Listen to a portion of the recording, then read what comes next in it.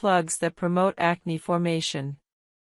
By removing these cells, exfoliation prevents comedone formation and allows treatment products to penetrate more effectively. There are two primary exfoliation categories: physical and chemical. Physical exfoliation involves mechanical removal of dead skin cells using abrasive materials like scrubs, brushes, or tools. Chemical exfoliation uses acids or enzymes to dissolve the bonds between dead skin cells, allowing them to shed naturally. For acne-prone skin, chemical exfoliation is superior to physical exfoliation, and here's why. Physical exfoliation, particularly harsh scrubs, can damage acne-prone skin in multiple ways. When you scrub inflamed acne lesions, you irritate them further, increase inflammation, and can rupture the follicle wall, spreading bacteria and sebum deeper into the skin. The mechanical action can also cause microtears in your skin barrier, leading to increased sensitivity and irritation. For these reasons, dermatologists typically recommend avoiding physical scrubs if you have acne. Chemical exfoliation is gentler and more effective. There are two main types of chemical exfoliants: alpha-hydroxy acids, AHAs, and beta-hydroxy acids, BHAs. AHAs, including glycolic acid and lactic acid, are water-soluble and work on the skin's surface. They're excellent for general exfoliation, improving texture, and reducing the appearance of fine lines. However, they don't penetrate into oil-filled pores effectively. BHAs, particularly salicylic acid, are oil-soluble and can penetrate into sebum-filled pores, making them ideal for acne-prone skin. Salicylic acid dissolves the sebum and dead skin cell plug within the follicle, directly preventing and treating comedones. For acne-prone skin, exfoliating 2 to 3 times weekly with salicylic acid is generally appropriate. Some people with very resilient skin can tolerate daily use, while those with sensitive skin may do better with once or twice weekly exfoliation. Begin conservatively with 2 to 3 times weekly, observing how your skin responds over 2 to 3 weeks before increasing frequency. Exfoliation products come in various formats. Exfoliating cleansers contain salicylic acid and are used during your regular cleansing routine. These are gentle and convenient for daily use. Exfoliating toners are applied after cleansing and before other treatments. They're typically stronger than cleansers and are meant to be left on the skin. Exfoliating serums and treatments are the most concentrated forms and are usually applied 2 to 3 times weekly. Exfoliating masks are meant to be applied for a specific duration, usually 10 to 15 minutes, then rinsed off. When starting exfoliation, begin with a lower concentration of salicylic acid, typically 0.5% to 1%, and gradually work up to 2% as your skin builds tolerance. Many beginners make the mistake of jumping to high concentrations, causing excessive irritation, dryness, and peeling. This leads them to conclude that exfoliation doesn't work for them when the actual problem was starting too strong. The exfoliation process requires proper technique. Apply your exfoliating product to clean, completely dry skin. Applying to damp skin increases irritation and reduces effectiveness. Use your fingertips to apply the product gently, spreading it evenly across your face, paying special attention to areas where acne is most prevalent. Some exfoliating products are meant to be left on overnight, while others are rinsed off after a specific duration. Follow product instructions carefully. During the initial exfoliation period, expect some adjustment. Your skin may experience mild redness, slight dryness, or mild peeling. This is normal and typically subsides within 1 to 2 weeks as your skin adapts. However, if you experience severe irritation, excessive peeling, or significant discomfort, reduce your exfoliation frequency or concentration. Listen to your skin, it will tell you what it needs. Never combine multiple exfoliating products on the same day, and especially avoid combining exfoliants with other strong actives like retinoids or benzoyl peroxide on the same night initially. This overexfoliation damages your skin barrier, causes excessive irritation, and can actually worsen acne. Once your skin is accustomed to each product individually, you can sometimes combine them, but do so cautiously and only if your skin tolerates it well. Some people experience purging when they begin exfoliation, where acne temporarily worsens as the exfoliant brings impurities to the skin surface. This is generally a positive sign that the product is working, and it usually subsides within 1 to 2 weeks.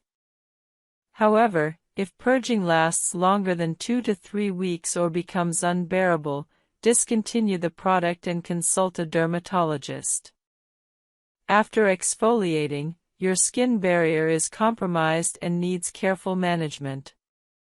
Moisturize generously with a product suitable for your skin type.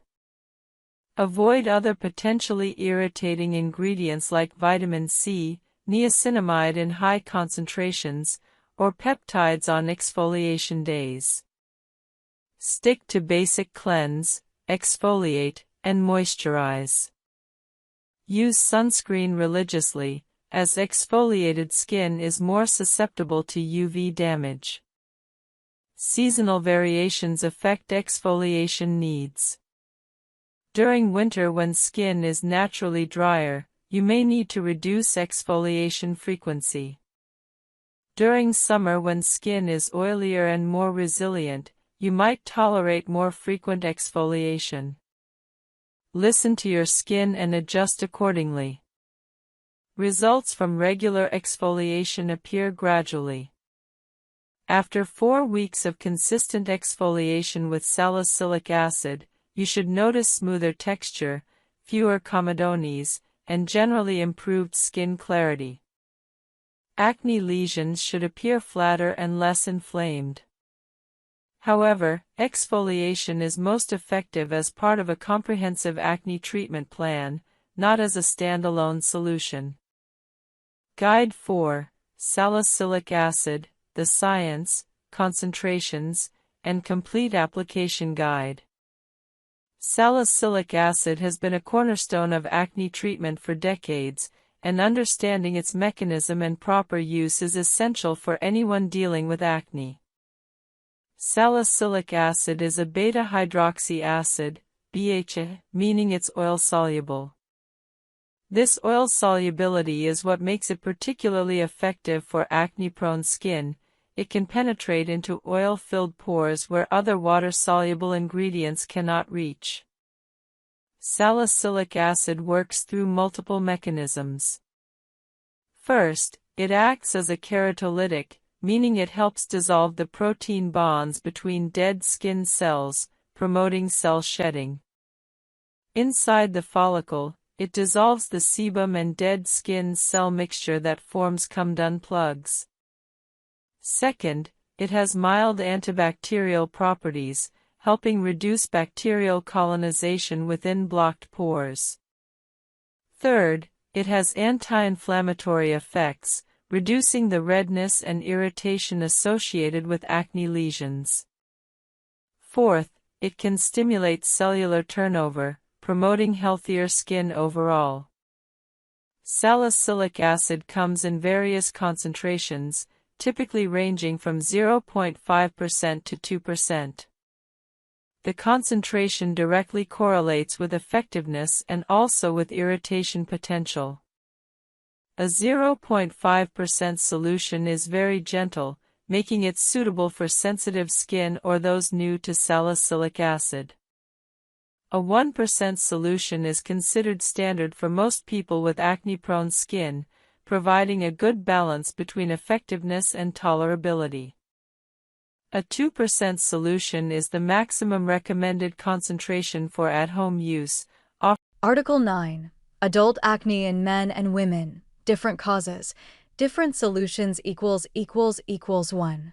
When acne doesn't end with teen years, acne is often thought of as a teenage problem, but millions of adults still battle breakouts well into their 30s, 40s, and even 50s.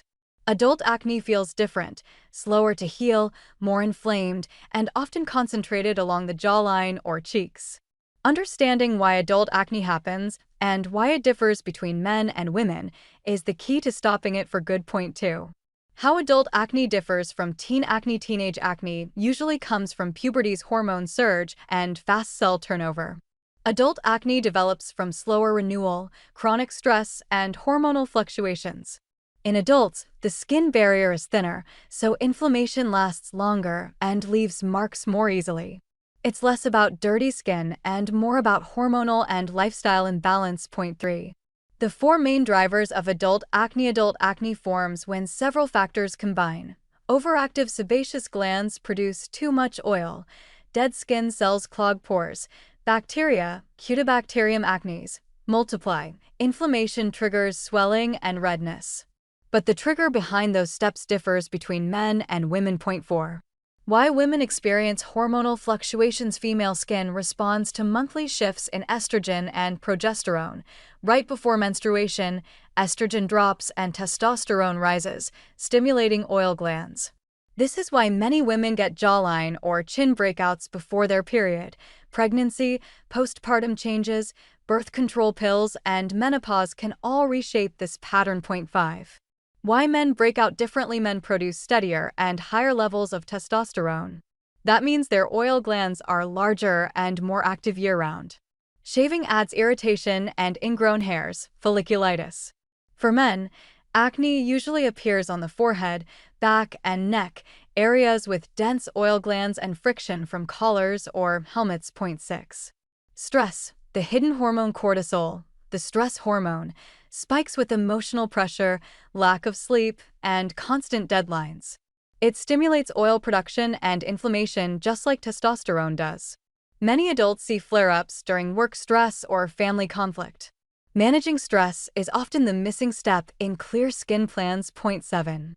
Diet and modern lifestyle triggers. Fast food, sugar drinks, and coffee may fuel breakouts by raising insulin and IGF-1 levels. These hormones increase sebum and cell growth inside pores. A diet rich in omega-3s, fiber, and low glycemic carbs can reduce this effect. Add greens and water. Cut sugar and dairy. It's simple but powerful. Point 8. Skincare mistakes. Adults often make. Many adults use harsh teen acne products long after puberty. High-strength benzoyl peroxide and alcohol-based cleansers dry the skin and prolong inflammation. Others swing the other way, heavy moisturizers and occlusive makeup that block pores. The goal is balance, gentle cleansing, lightweight hydration, and targeted actives. Point 9. The role of hormones in adult women. Besides the monthly cycle, conditions like PCOS, polycystic ovary syndrome, can disrupt hormones. Too many androgens cause persistent jawline acne, thinning hair, and irregular periods. A doctor can test hormone levels and recommend treatments like spironolactone or birth control pills to regulate balance. Point 10. The role of hormones in adult men. Men rarely have cyclic fluctuations, but testosterone can still spike with gym supplements or anabolic steroids. That's why bodybuilder acne appears on chest and back. Balancing training with rest, hydration, and anti-inflammatory foods keeps the skin clear without sacrificing fitness. Point 11. Understanding barrier damage and inflammation. Adult skin is often weaker from years of sun exposure, pollution, and strong products. When the barrier is compromised, bacteria penetrate easily and cause deep inflammation. Repairing this barrier with ceramides, niacinamide, and gentle hydration is the foundation of any adult acne routine. Point 12. Building a balanced skincare routine. Morning, gentle cleanser, No sulfates, niacinamide or azelaic acid serum light moisturizer with ceramides mineral sunscreen SPF 30 evening. Oil-based cleanser to remove makeup and sunscreen salicylic acid toner 2 to 3 nights a week. Retinoid or adapalene barrier repair cream. Keep it consistent for at least 8 to 12 weeks to see stable results. Point 13. Targeted ingredients for adult acne. Niacinamide balances oil and reduces redness. Azelaic acid fades dark marks and kills bacteria. Salicylic acid cleans pores and exfoliates gently. Adapalene or tretinoin prevent clogs and stimulate collagen. Centella asiatica soothes sensitive skin. Point 14. Men's shaving and skincare tips. Men should shave after a warm shower when pores are soft. Use a sharp razor and shave in the direction of hair growth. Afterward, apply alcohol-free aftershave with aloe vera or witch hazel to calm skin. Replace blades regularly to prevent bacterial growth. Point 15. The impact of makeup on adult acne. Many women use makeup daily for confidence, but some formulas clog pores. Switch to non-comedogenic foundations and wash brushes weekly. Always double cleanse to remove every trace of product before bed. Point 16. The influence of sleep and circadian rhythm. Your skin follows a 24-hour rhythm. At night, it repairs and produces collagen. Sleeping less than 6 hours raises cortisol and reduces growth hormone, slowing healing. Aim for consistent sleep hours and avoid screens 1 hour before bed. Point 17. Stress management techniques. Acne thrives on stress. Daily micro-practices help. 5-minute breathing breaks, short walks outside, or 10 minutes of stretching after work. These simple acts lower cortisol and improve circulation to the skin. Point 18. Professional treatments for stubborn adult acne. When topical care is not enough, dermatologists offer chemical peels with salicylic or glycolic acid to resurface pores. LED light therapy. Blue kills bacteria, red calms inflammation. Microneedling to smooth post-acne texture. Hormonal therapy for women with androgen imbalance. Always discuss goals and tolerance before starting any professional procedure. Point 19. Treating post-acne marks and scars. After breakouts heal, dark spots often linger. Use vitamin C, niacinamide, and SPF to fade them gradually. For indented scars, options include microneedling or laser therapy once acne is fully under control. Point 20. The emotional aspect of adult acne. Adult acne can feel deeply frustrating. You're expected to have it together, yet your skin tells a different story. Remember that it does not define you. Acne is a temporary expression of an internal imbalance. Patience and self-kindness heal faster than criticism. Point 21. Preventing relapse. Once your skin clears, keep it that way by maintaining healthy habits. Stay hydrated. Stick to a gentle routine. Clean your phone and pillowcases regularly. Manage stress and hormones. Consistency is your long-term medicine. Point 22. Long-term perspective. Clear skin as a lifestyle. Adult acne is not a punishment, but a signal. When you listen to your body and respect your skin's needs, clarity returns naturally. The goal isn't flawless skin overnight. It's balance, confidence, and self-awareness over time. Healing adult acne means healing your whole routine, from what you eat to how you breathe to how you sleep. Give your skin time, and it will thank you with lasting peace. Article 10. How to build a minimalist yet effective skincare routine. Point 1. The power of less in a world overflowing with serums, toners, and trendy actives. It's easy to think that more products mean better skin. But the truth is the opposite. Your skin doesn't need everything, it needs balance. Minimalist skincare is not about neglect, it's about precision. It focuses on quality, consistency, and understanding your skin's needs. When you simplify, you give your skin room to breathe and heal naturally. Point 2. Why overcomplicated routines fail. Many people layer 8 to 10 products, hoping to accelerate results. Instead, they overload the skin, causing irritation, sensitivity, and barrier damage. When too many active ingredients compete, your skin becomes confused, inflamed, red, or flaky. A minimalist routine brings back order, ensuring every step has purpose. Point 3. Understanding what your skin actually needs. All skin types share 3 fundamental needs: cleansing, moisturizing, and protecting. Everything else exfoliation, actives, treatments, or add-ons. Start with these 3 pillars before expanding. Once your foundation is solid, improvements come naturally. Point 4. Step 1. Know your skin type. Minimalism doesn't mean doing the same thing as everyone else. It means knowing what works for you. Oily skin needs balance, not stripping. Dry skin needs hydration and lipid support. Combination skin needs gentle dual care, oil control in the T-zone, nourishment on the cheeks. Sensitive skin needs calm and consistency. Above all, observing your skin for 1 week, how it reacts to climate, stress, and products, gives you the clearest direction. Point 5. Step 2.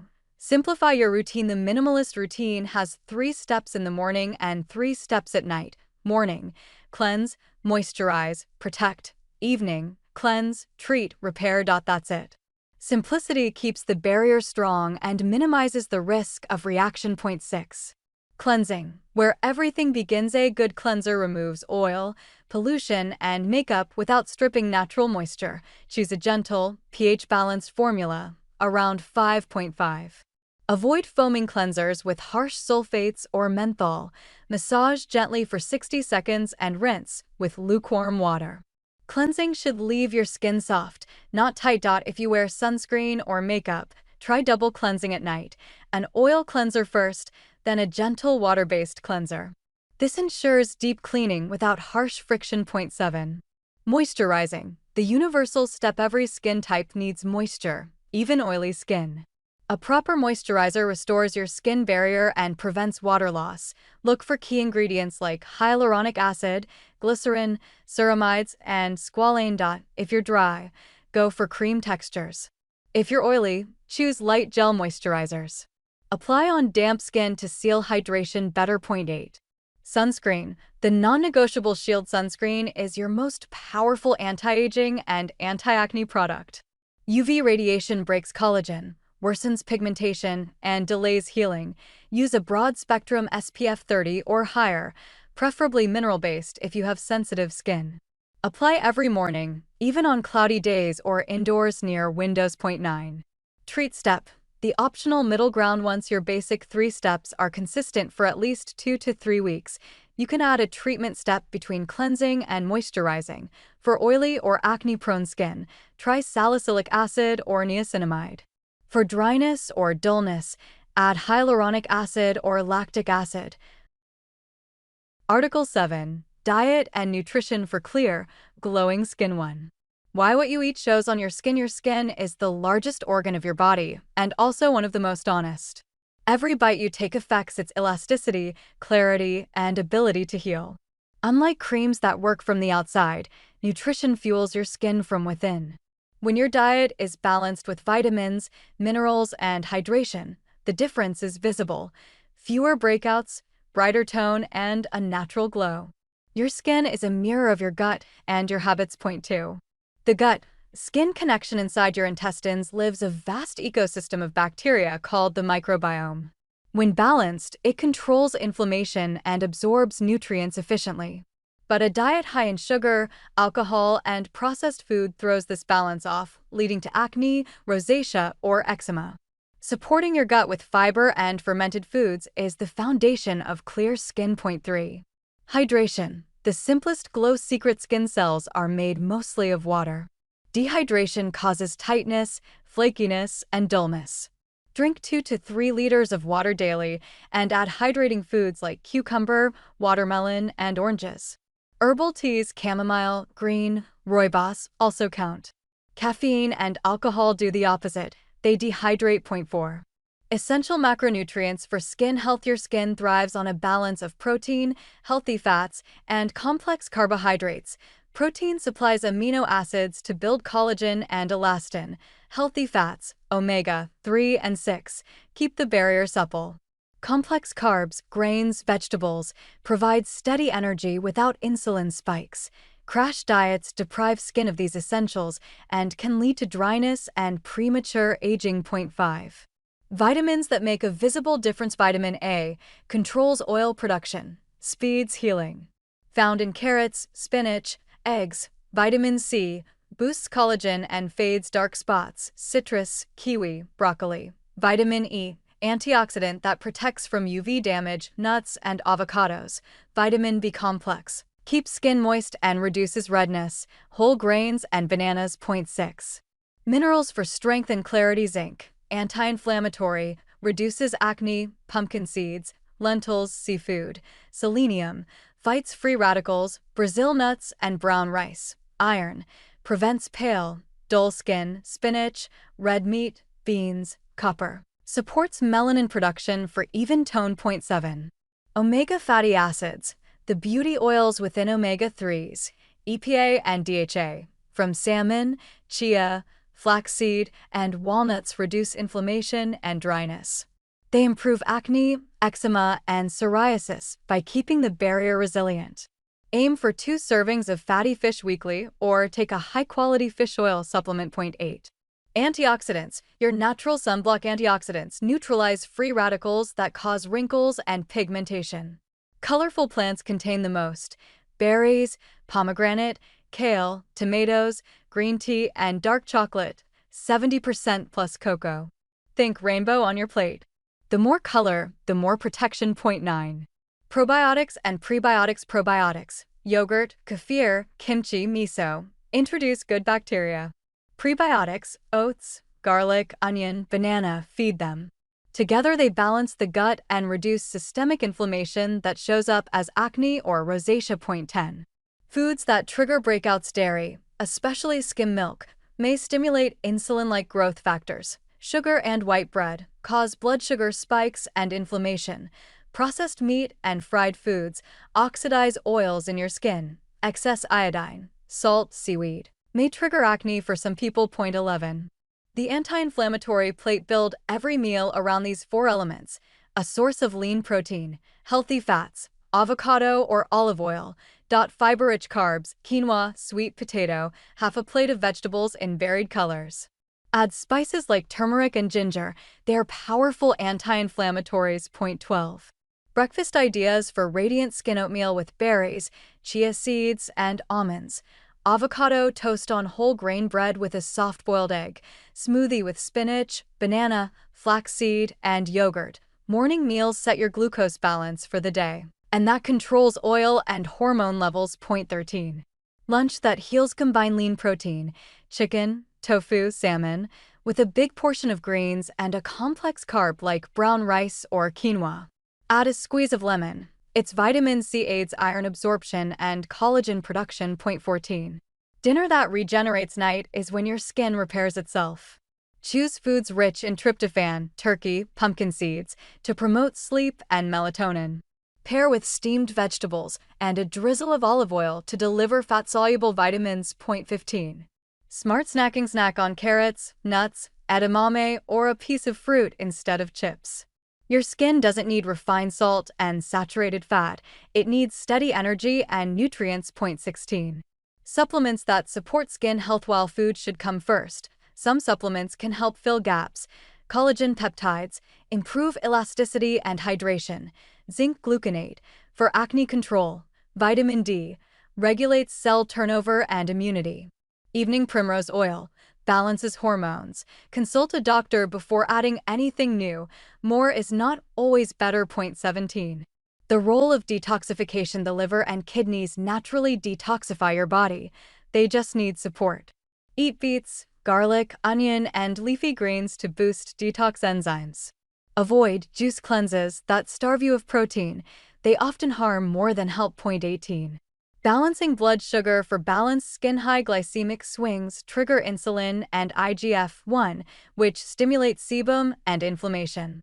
Eat smaller meals every 4 hours, combine protein with carbs, and favor low GI foods like lentils and brown rice.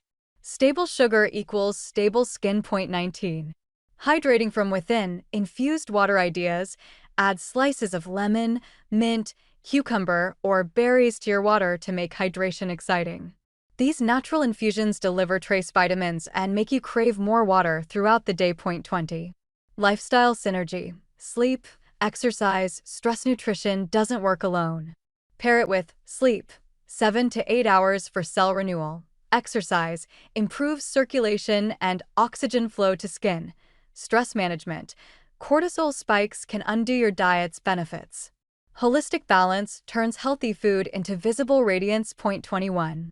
Sample 7-day Glow Up Meal Plan. Day 1. Oatmeal plus salmon salad plus stir-fried veggies. Day 2. Yogurt with berries plus tofu bowl plus lentil soup. Day 3. Eggs plus quinoa lunch plus sweet potato dinner. Day 4. Smoothie plus chicken wrap plus brown rice veggies. Day 5.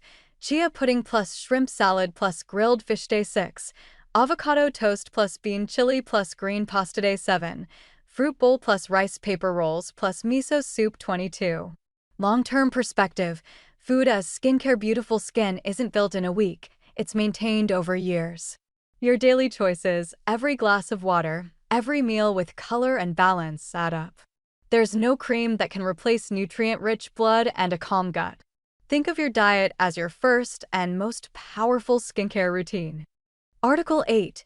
The Science of Exfoliation. AHAs versus BHAs versus PHAs == 1.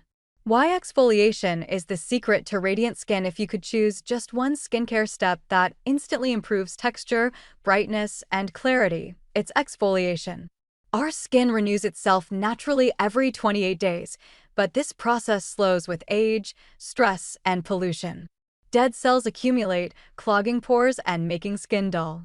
Exfoliation removes that barrier, revealing fresh, smooth skin beneath, but not all exfoliation is created equal. The secret is understanding which method, AHA, BHA, or PHA, your skin truly needs. Point 2. The two families of exfoliation. Physical versus chemical exfoliation means removing old skin. There are two main methods: physical exfoliation, scrubbing with particles or brushes; chemical exfoliation, using acids or enzymes to dissolve dead cells. While physical scrubs can feel satisfying, they often cause microtears, especially on acne-prone or sensitive skin. Chemical exfoliation, on the other hand, works evenly, deeper, and safer if done correctly. Point 3. How chemical exfoliation works. Our skin surface is held together by a glue of dead cells and lipids. Acids loosen this glue by breaking down bonds between old cells, allowing new ones to surface. This not only refines texture, but also helps other skincare products absorb better. Think of exfoliation as clearing the road before applying any treatment vehicles. 4. Meet the trio. AHAs, BHAs, and PHAs. Chemical exfoliants come mainly in three families: AHA, alpha-hydroxy acids, water-soluble, surface brighteners. BHA, beta-hydroxy acids, oil-soluble, pore purifiers. PHA, polyhydroxy acids, gentle hydrators for sensitive skin. Each one targets a different skin concern, and choosing the right one can transform your routine. Point 5. AHAs. The surface polishers. AHAs dissolve the glue that binds dull cells to the top layer. They're ideal for dry, sun-damaged, or uneven skin.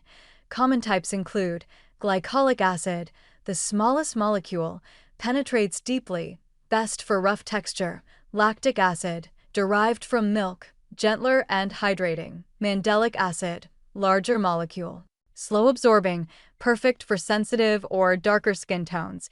Use at night, starting with 5 to 8% and gradually increasing if tolerated. Point 6.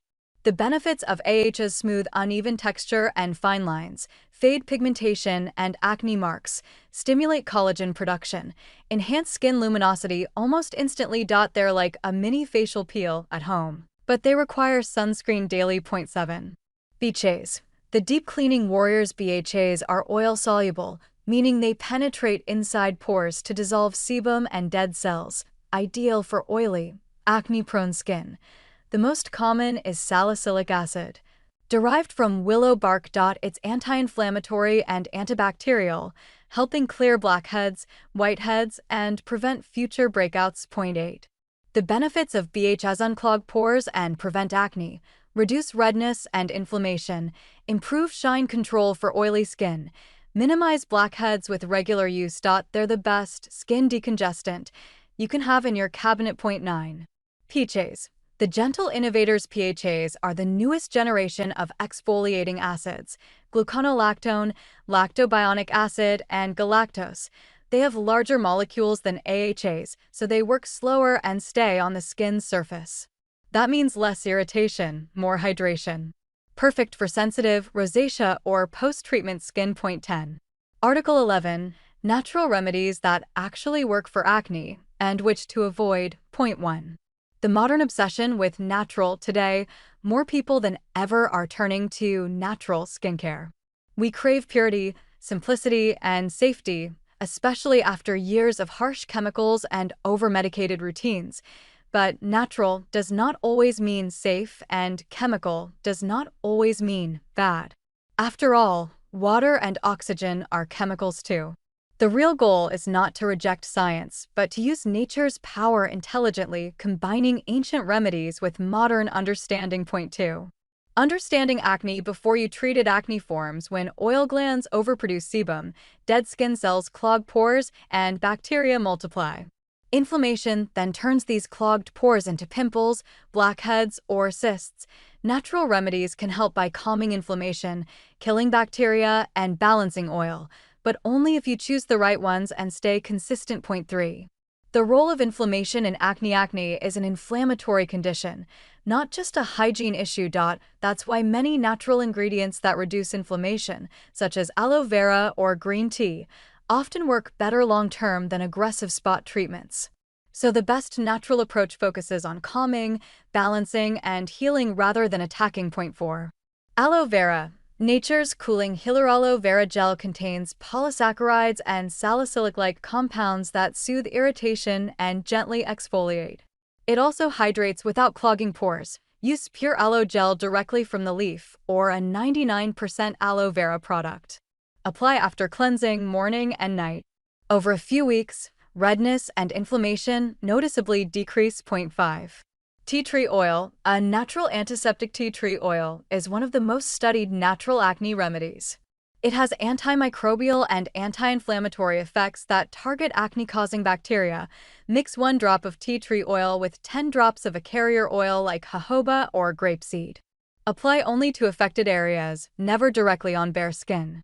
Overuse can cause dryness or sensitivity, so moderation is key. Point 6.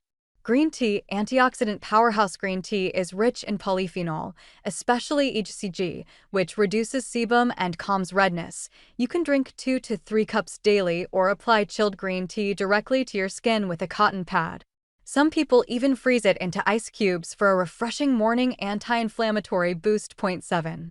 Honey. The ancient antibacterial. Raw honey, particularly Manuka honey, has natural antibacterial and healing properties. It also keeps wounds moist and speeds up recovery.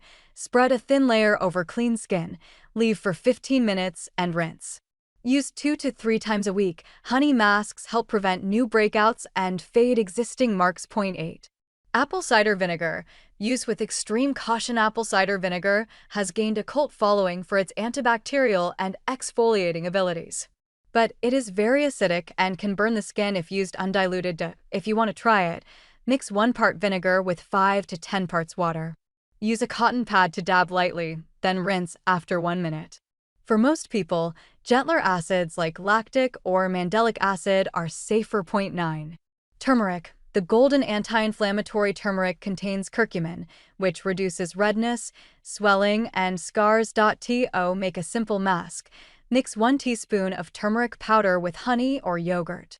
Apply for 10 minutes, then rinse thoroughly. Beware that it can temporarily stain your skin yellow. Harmless, but noticeable. Point 10.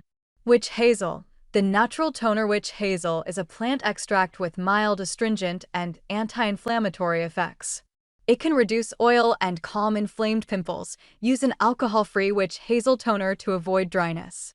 Apply once daily with a cotton pad after cleansing. Overuse may dry sensitive skin, so balance with moisturizer. Point 11.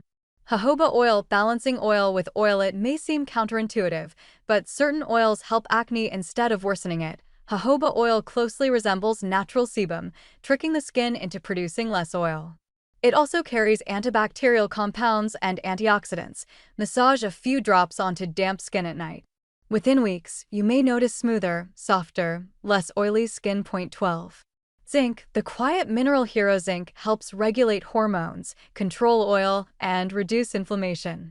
You can take zinc supplements or use topical creams containing zinc oxide.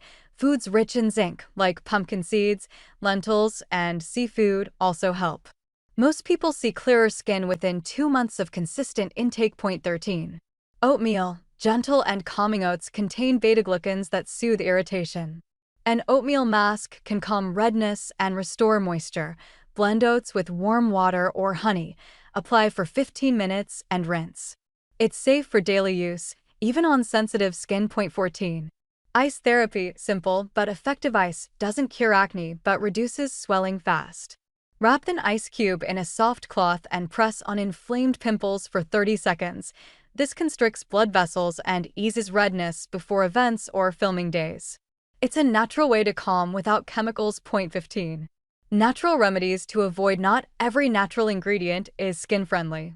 Avoid the following common mistakes. Lemon juice, too acidic, can cause burns and pigmentation. Baking soda alters pH and destroys barrier lipids. Toothpaste, full of irritants, not designed for skin. Coconut oil, comedogenic, clogs pores despite being natural. Essential oils without dilution, risk of chemical burns. Natural should never mean careless. 16. The diet connection. Natural remedies work best when paired with natural eating. A clean diet reduces inflammation internally. Add fruits, vegetables, omega-3 rich foods, and plenty of water. Reduce dairy and processed sugar. The fewer processed foods you eat, the clearer your skin becomes. 17. Lifestyle and stress. No remedy works if stress hormones run wild.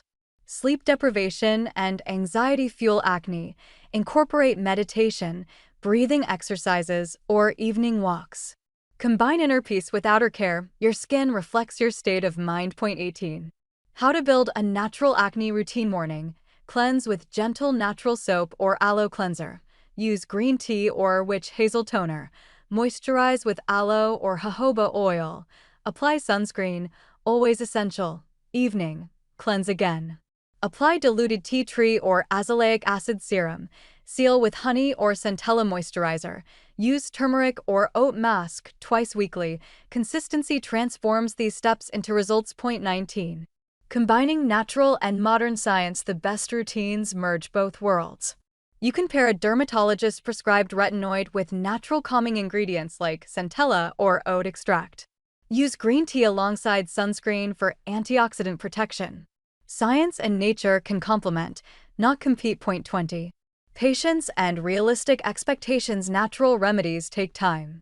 You might see results after 4 to 6 weeks, not overnight.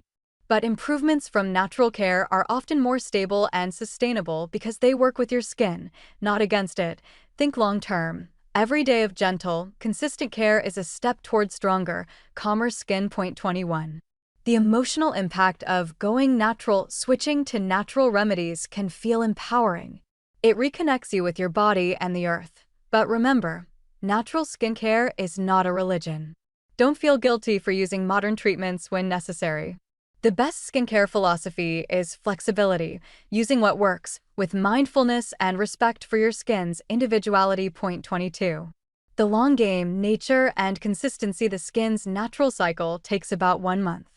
Each cell that dies and renews reflects the care you've given it. Stay consistent with gentle, nature-inspired rituals. Over time, acne becomes less frequent, scars fade, and your complexion stabilizes. The real miracle isn't in the honey, tea tree oil, or aloe. It's in your discipline and belief that slow, kind care can transform your skin from the inside out. Article 12. Treating body acne. Back, chest, and shoulder breakouts. 1. Why body acne deserves more attention. Most skincare advice focuses on the face. But acne doesn't stop there. For many people, it extends to the back, chest, and shoulders. These areas have larger oil glands and thicker skin, which makes them more prone to clogging. Body acne can be painful, itchy, and confidence-draining, especially during summer or before social events. The good news, it's treatable and often easier to manage than facial acne once you understand the triggers. 2. What causes body acne? Body acne develops through the same process as facial acne: clogged pores, excess sebum, bacteria, and inflammation. But several unique factors make body acne worse. Sweat, friction from clothes, backpacks, and even laundry detergent residues all contribute. When combined with heat and humidity, the back becomes the perfect breeding ground for acne-causing bacteria. Point 3. The role of sweat and friction. Sweat itself doesn't cause acne. It's the combination of sweat and tight clothing that traps moisture and bacteria against your skin. This creates an environment where pores get blocked and inflammation begins. Wearing tight gym wear for hours after exercising is one of the most common triggers. Always shower immediately after sweating heavily and avoid synthetic fabrics that trap heat. Point 4. Common mistakes that make body acne worse. Many people scrub their back and chest aggressively, thinking it will clean the acne away. In reality, that irritation breaks the barrier and spreads bacteria. Other common mistakes include using hair conditioner that drips down the back, leaving residue, or sleeping in sweaty clothes. Acne thrives in trapped heat, oil, and friction. The fix is gentle cleansing and breathable fabrics, not punishment. Point 5. The difference between body acne and folliculitis. Not every bump on your back is acne. Folliculitis, inflammation of hair follicles, often looks similar but feels itchier and spreads faster. Folliculitis is usually caused by yeast or bacteria, not oil glands. If bumps are very small, red, and itchy, especially after sweating, you might have fungal acne. The treatment is slightly different and includes antifungal washes or creams. Point 6. Step 1. The right cleansing routine. Cleansing is your first line of defense. Use a salicylic acid, ∏ body wash, or a benzoyl peroxide wash once daily. These ingredients remove oil, clear pores, and kill bacteria effectively. Massage the wash into affected areas and let it sit for 2 to 3 minutes before rinsing. Don't rush, contact time matters. After showering, pat dry with a clean towel. Never rub. Point 7. Step 2. Exfoliate wisely. Exfoliating removes dead skin and keeps pores open. Use chemical exfoliants like glycolic acid or lactic acid once or twice a week. Avoid harsh body scrubs or loofahs. They can tear inflamed skin. Instead, use a soft washcloth or chemical exfoliant pads. Consistency matters more than intensity. Point 8. Step 3. Moisturize the right way. Dry skin leads to more oil production. So even oily or acne-prone areas need hydration. Choose lightweight, non-comedogenic lotions with ingredients like niacinamide, ceramides, and hyaluronic acid. Avoid thick butters or oils such as coconut oil, which can clog pores. Point 9. Step 4. Treat targeted breakouts for stubborn spots. Apply benzoyl peroxide gel, 2.5 to 5%, or azelaic acid cream after showering. If you prefer natural options, tea tree oil, diluted, or niacinamide serum can help reduce inflammation without harshness. Spot treat daily until inflammation subsides. Point 10. Step 5. Protect your skin from sweat and heat. Wear loose, breathable fabrics made of cotton or bamboo. Avoid sitting in sweaty clothes or gym gear. If you must wear a backpack often, place a soft cotton layer between the strap and your back to reduce friction. Remember, airflow prevents bacterial buildup. Point 11. Body acne and hair products. Many people unknowingly worsen their back acne with their hair routine. Conditioners, oils, and styling creams that contain silicones or waxes can clog pores as they rinse down your back. The solution: wash your body after washing your hair. That way, you remove any leftover residue. Point 12. The power of benzoyl peroxide. Benzoyl peroxide remains one of the most effective treatments for body acne. It kills acne-causing bacteria and reduces inflammation. Use a 5% body wash in the shower, but rinse thoroughly and use white towels. It can bleach fabrics. Within 4 to 6 weeks, you'll notice fewer active breakouts and smoother texture. Point 13. When fungal acne is the real culprit. If your acne doesn't improve with typical acne products, it might be fungal acne, caused by yeast, Malassezia. It thrives in humid areas like the back, chest, and scalp.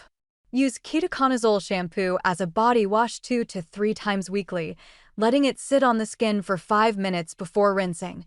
Fungal acne improves quickly when treated correctly, sometimes within 2 weeks. Point 14.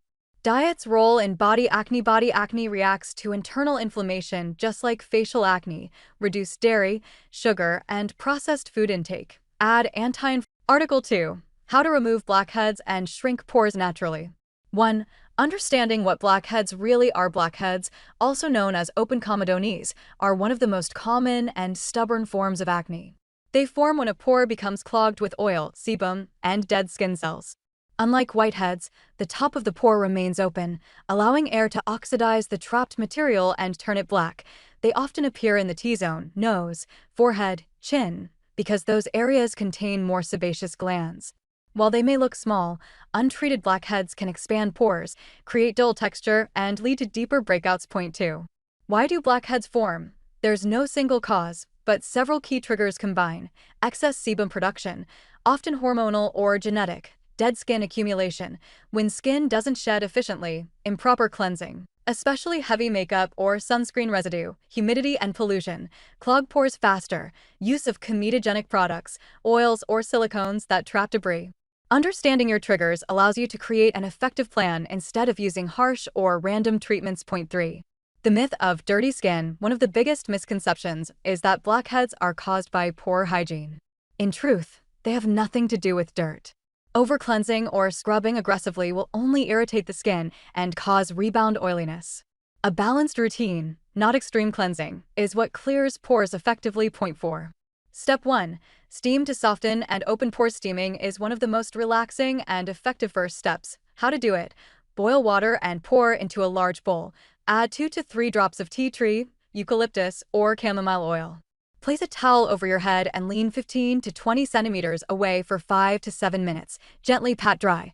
The steam helps soften keratin plugs and improves absorption of later treatments. Point 5. Step 2. Exfoliate smartly. Chemical, not physical. Instead of scrubbing with rough beads that can create micro tears, use chemical exfoliants that work deep within pores. BHA, salicylic acid oil soluble, penetrates deep into pores. Breaks down sebum. AHA, glycolic/lactic acid water soluble, removes surface buildup and brightens. Use 2 to 3 times per week. Start slow, 0.5 to 1% BHA or 5% AHA, and always moisturize after. Point 6. Step 3. Clay masks for detox and balance. Clay masks draw out impurities and excess oil. Top types: kaolin clay, gentle, suitable for sensitive skin. Bentonite clay, strong oil absorption for very oily skin. Charcoal masks, absorb toxins and pollution. Apply once or twice a week after cleansing and exfoliating. Leave for 10 to 15 minutes and rinse with lukewarm water. Point 7. Step 4. Retinoids for long-term pore refinement. Retinoids are vitamin A derivatives that normalize cell turnover and prevent future clogging. Over time, they also make pores appear smaller. Options include adapalene 0.1%, different mild, over-the-counter, tretinoin, Retin-A prescription, highly effective. Start with small amounts, pea-sized, 2 to 3 nights per week, followed by a hydrating moisturizer. Point 8. Step 5. Pore minimizing and balancing ingredients. While pores can't close, you can reduce their visibility by strengthening surrounding tissue. Look for niacinamide, vitamin B3 reduces oil production, tightens skin, witch hazel, mild astringent effect, zinc PCA, regulates sebum, green tea extract, antioxidant that calms redness. Point 9. Step 6. Hydration is essential. Dehydrated skin produces more oil to compensate. Choose a lightweight, oil-free moisturizer with hyaluronic acid or ceramides. Hydrated skin equals fewer blockages. Point 10. Step 7. Always wear sunscreen. UV rays thicken dead skin and enlarge pores.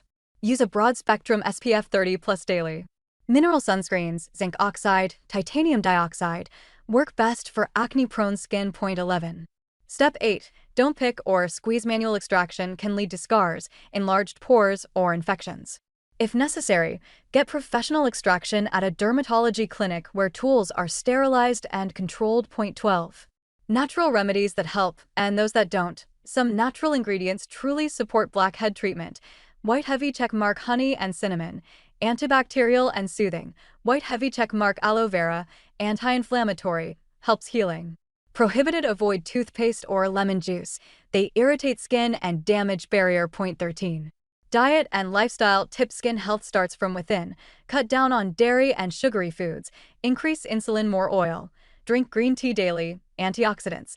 Get 7 to 8 hours of sleep. Manage stress. Cortisol imbalance worsens oil production. Your skin often mirrors your overall well-being. 14. Weekly deep clean routine. Example: Monday, cleanse plus BHA toner. Wednesday, steam plus clay mask. Friday, gentle AHA exfoliation. Sunday, retinoid plus hydrating serum. Keep consistent. Results build week by week. 15. Professional treatments for stubborn blackheads. If home care isn't enough, dermatologists can help with hydrofacial. Uses vacuum extraction and hydration infusion. Microdermabrasion. Exfoliates dead cells with microcrystals. Chemical peels. Glycolic/salicylic-based peels resurface skin. Laser therapy.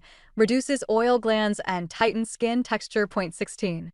Mistakes to avoid: overwashing skin more than twice daily. Using alcohol-based toners. Layering too many active ingredients together. Skipping moisturizer. Expecting instant results. 17. The pore shrinking truth: pores have no muscles to open or close, but clean pores always look smaller. The illusion of tight pores comes from healthy barrier, low oil, and even skin tone. 18.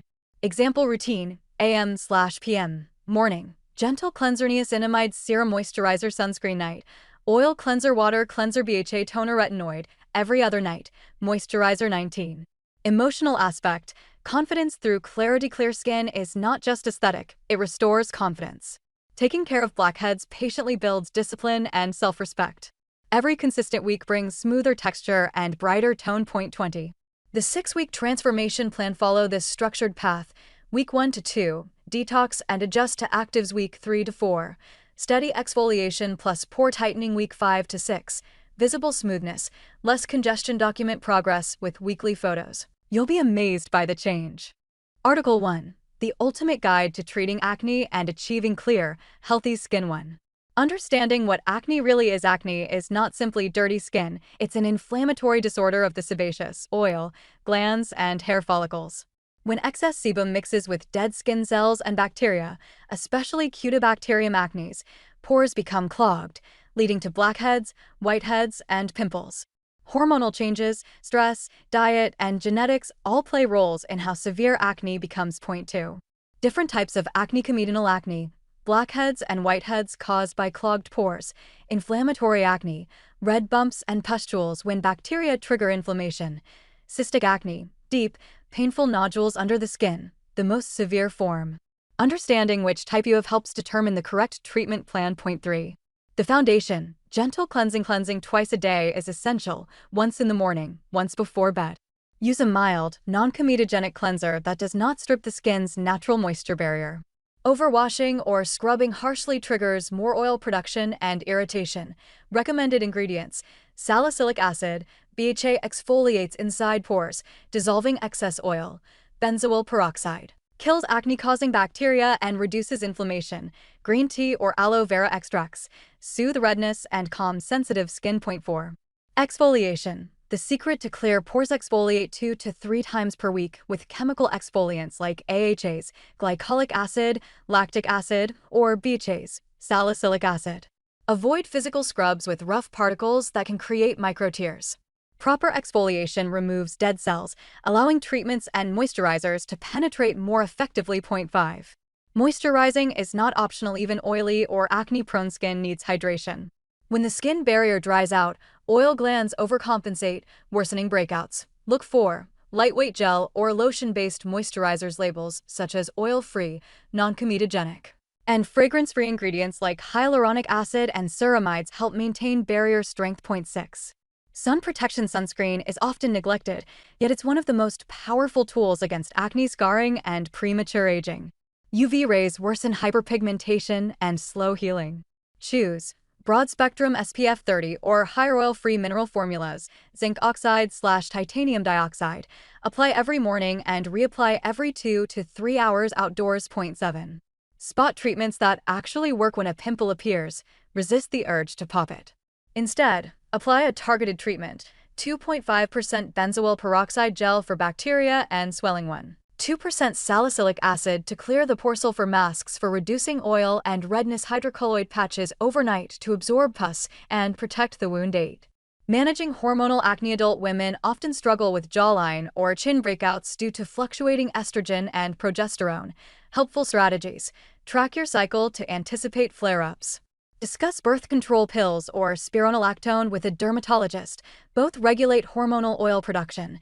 Reduce high glycemic foods that spike insulin, which indirectly increases sebum output. 9. Nutrition and lifestyle factors. Diet doesn't cause acne directly, but strongly influences inflammation and hormone balance. Tips: limit dairy and refined sugars. Both may trigger acne in sensitive individuals. Eat plenty of omega-3 fatty acids, salmon, walnuts, flaxseed. Stay hydrated. Dehydration thickens sebum. Sleep 7 to 8 hours nightly and manage stress with exercise or meditation. Cortisol spikes can worsen breakouts. 10. Professional treatments. When over-the-counter options fail, dermatologists can tailor stronger therapies. Topical retinoids, adapalene, tretinoin speed cell turnover, unclog pores, fade scars. Antibiotics, clindamycin. Doxycycline short-term use to calm severe inflammation. Isotretinoin. Accutane for resistant cystic acne requires close monitoring but can permanently reduce oil production. Chemical peels or microneedling. Resurface skin texture and lighten scars. 11. Treating acne scars and pigmentation. Even after acne clears, lingering scars or dark spots remain. Options include niacinamide and vitamin C serums for brightening, retinoids to stimulate collagen repair, laser treatments, fractional CO2, IPL for deep scarring, consistent sunscreen use, UV exposure darkens scars. 12.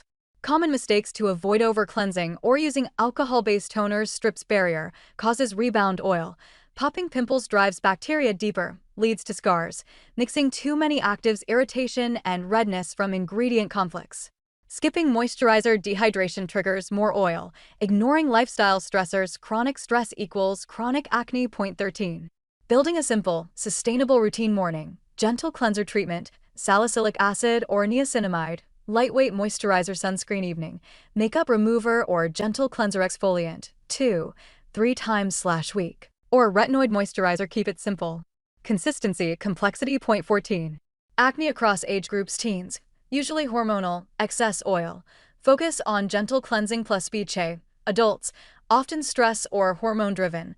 Focus on barrier repair plus anti-inflammatory care. Men, shaving irritation adds another layer. Use aloe-based aftershaves and clean razors. Women in menopause, dryness may dominate. Use richer moisturizers plus gentle retinoids. 15. Myths versus facts. Myth: reality. Acne comes from poor hygiene. It's primarily hormonal and genetic. Only teenagers get acne. Many adults, even in their 40s, struggle. Tanning clears acne. Sun damage worsens it. Long-term toothpaste heals pimples. It irritates and can burn skin. Natural equals safe. Essential oils may clog pores or cause allergies. 16. When to see a dermatologist. If acne causes scarring, pain, or emotional distress, seek professional help. Early treatment prevents permanent marks. Dermatologists can combine prescription medications with in-office therapies for faster, lasting results. 17. Special situations. Pregnancy, avoid retinoids and high-dose salicylic acid. Ask about azelaic acid or glycolic acid instead. Sensitive skin, use lower concentrations, e.g., 0.5% salicylic acid, and patch test new products. Athletes, shower immediately after sweating to prevent sweat acne. Folliculitis. 18. The emotional side of acne. Acne often lowers confidence, especially in social or professional settings. Remember that nearly everyone experiences skin issues. Focus on long-term care and emotional well-being. Therapy, mindfulness, or supportive communities can reduce stress-related breakouts. 19. Minimalism and consistency. The most effective skincare is the one you can stick to daily. Don't chase every viral product. Introduce one new item at a time, monitor results for 4 to 6 weeks, and avoid product hopping. Real transformation takes patience. 20. Long-term prevention. Once acne improves, maintain your skin with balanced diet and hydration, regular cleansing and sunscreen, occasional exfoliation, avoiding offering significant exfoliating power but requiring experienced use to avoid over-irritation. Professional-grade salicylic acid can be applied at concentrations up to 20 to 30% during chemical peels, but these are only performed in clinical settings and are significantly stronger than over-the-counter products. Salicylic acid products come in numerous formats, each with advantages and disadvantages. Cleansers containing 0.5 to 2% salicylic acid are the gentlest form. You use them daily during your regular cleansing routine, and the short contact time limits irritation while still providing exfoliating benefits. Cleansers are ideal for maintaining clear skin and for beginners new to salicylic acid. Toners or liquid exfoliants contain higher concentrations and are left on the skin, providing more potent exfoliation than cleansers. These are typically applied after cleansing and before other treatments, 2 to 3 times weekly. They provide more dramatic exfoliation than cleansers but also carry more irritation risk. Serums and treatments are concentrated salicylic acid formulations meant to be applied to specific areas or the entire face, typically 2 to 3 times weekly. They're left on the skin and provide significant exfoliation. These are powerful products best used by those with resilient, acne-prone skin who have already adapted to gentler salicylic acid products. Spot treatments apply high concentrations of salicylic acid directly to individual breakouts for targeted treatment. These are excellent for treating isolated pimples without exfoliating your entire face. Starting with salicylic acid requires a conservative approach. If you've never used it before, begin with a 0.5% cleanser or 1% toner used 2 to 3 times weekly. Use it for 2 to 3 weeks, assessing your skin's response. If your skin tolerates it well without excessive irritation, dryness, or sensitivity, you can increase frequency to daily use or switch to a higher concentration product. When applying salicylic acid toners or serums, use clean fingertips or a cotton pad to apply evenly across your face, focusing on areas prone to acne. Use about a nickel-sized amount for your entire face. Apply to completely dry skin. Applying to damp skin increases irritation. Allow the product to dry completely before applying other products.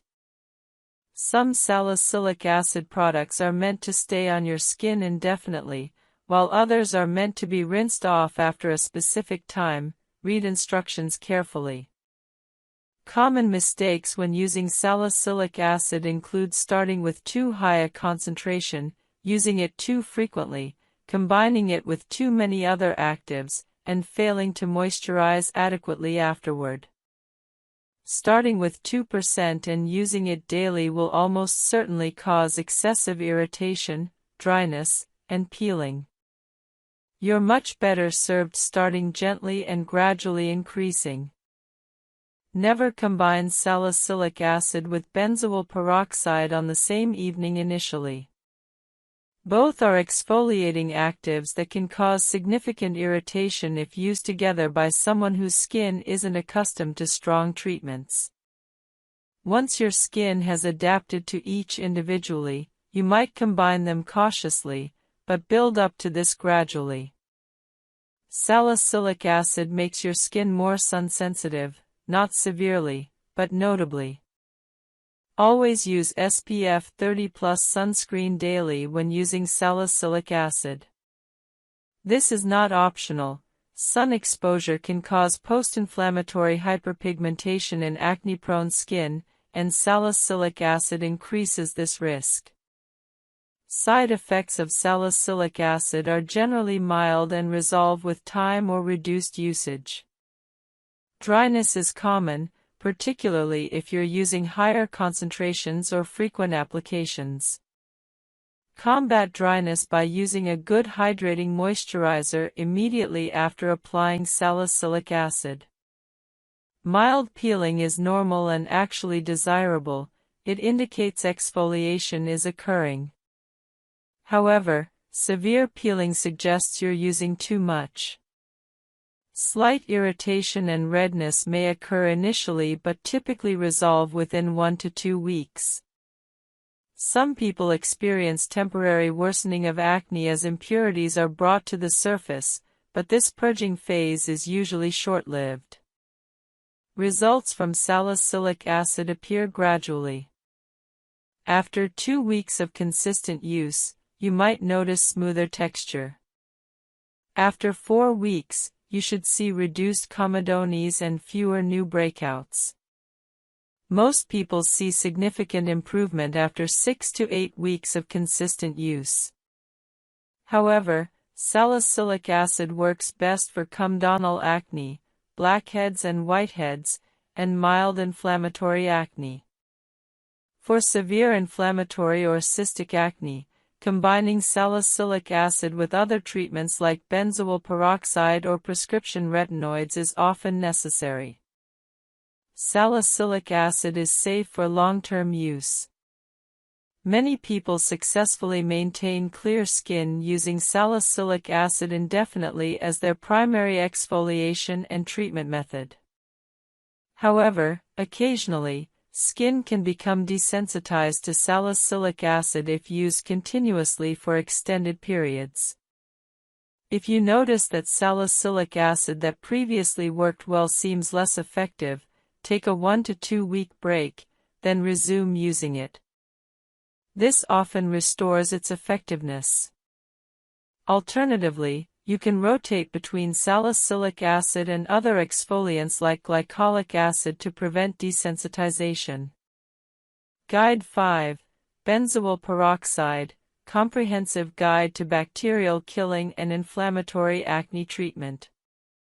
Benzoyl peroxide is one of the most effective and widely recommended acne treatments by dermatologists. Unlike salicylic acid, which primarily removes dead skin cells and excess oil, benzoyl peroxide specifically targets the acne-causing bacterium Cutibacterium acnes. Understanding benzoyl peroxide's mechanism, concentrations, and proper application is crucial for maximizing its effectiveness while minimizing side effects. Benzoyl peroxide works through a unique mechanism. It generates reactive oxygen species that directly kill bacteria. This is fundamentally different from antibiotics, which the bacteria can develop resistance to.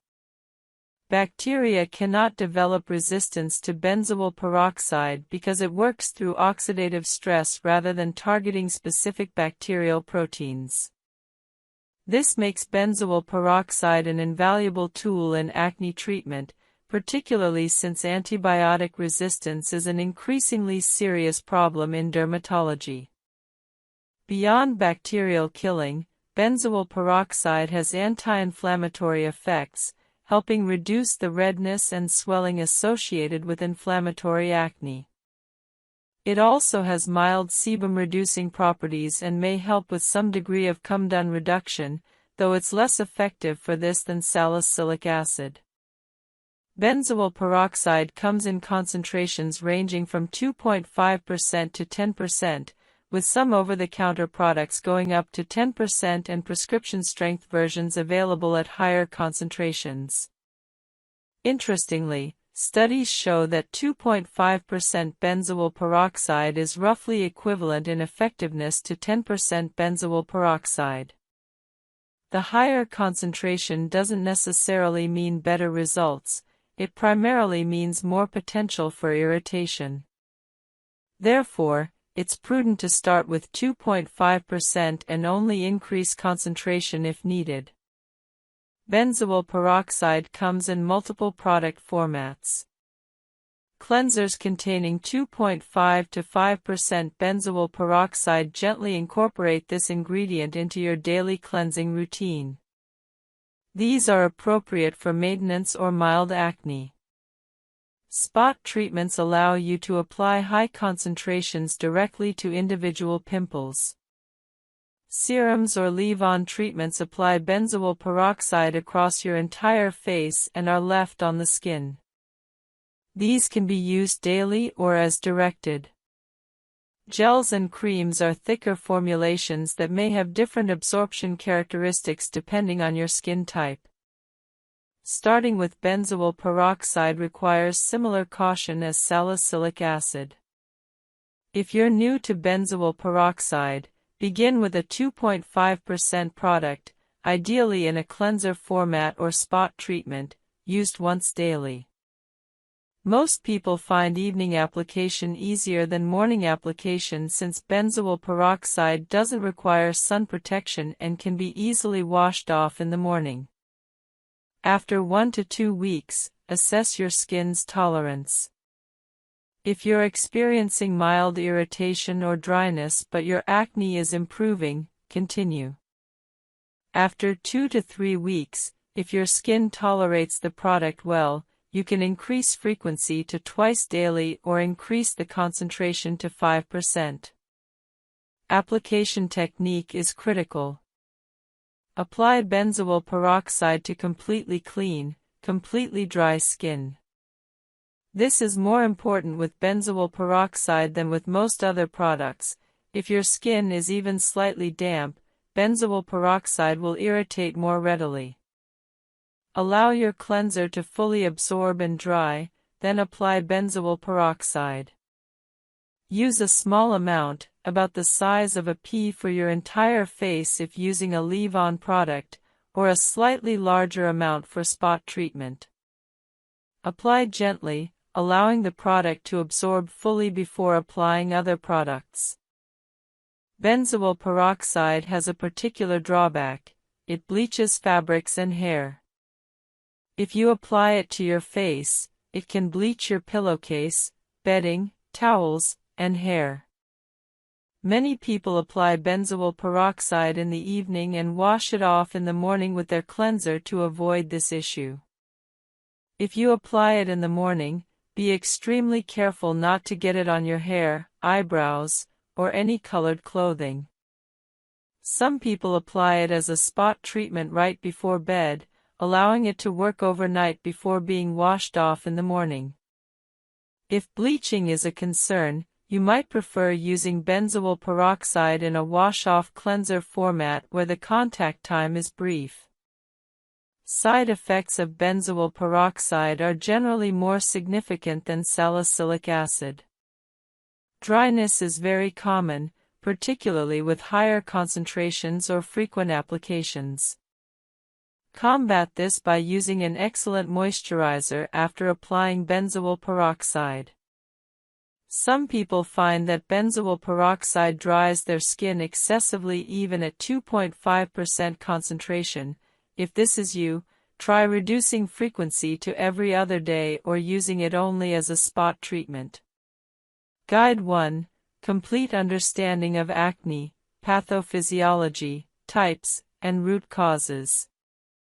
Acne is one of the most prevalent skin conditions affecting approximately 85% of people aged 12 to 24, with significant numbers also experiencing adult acne. To effectively treat acne, you must first understand its underlying mechanisms and various manifestations. Acne develops through a complex process involving 4 primary factors: increased sebum production, follicular hyperkeratinization, colonization by Cutibacterium acnes bacteria, and inflammation. The sebaceous glands, which produce sebum or skin oil, become hyperactive primarily due to hormonal stimulation. During puberty, androgens like testosterone trigger increased sebum production. This oil production is essential for skin protection, but excess sebum creates an environment conducive to acne development. The sebaceous glands have androgen receptors, meaning individuals with heightened sensitivity to hormones or with hormonal imbalances experience excessive sebum production. Follicular hyperkeratinization refers to the abnormal shedding of skin cells lining the hair follicle. Normally, dead skin cells shed and exit through the hair follicle to the skin surface. In acne-prone individuals, these cells stick together and don't shed properly, creating a plug within the follicle. This plug, combined with sebum, forms an ideal environment for bacterial growth and acne formation. Cutibacterium acnes, previously known as Propionibacterium acnes, is a naturally occurring bacterium on human skin. However, in the oxygen-poor environment created by plugged follicles, this bacterium proliferates rapidly. These bacteria produce enzymes and toxins that trigger the immune system, causing inflammation and the visible acne lesions you see on your skin. Inflammation is the final component and arguably the most visible aspect of acne. When the immune system responds to bacterial presence and follicle rupture, it sends inflammatory cells to the area, causing redness, swelling, heat, and the formation of pustules or nodules. Understanding this process is crucial because different acne treatments target different components of this mechanism. There are numerous acne types, each requiring different treatment approaches.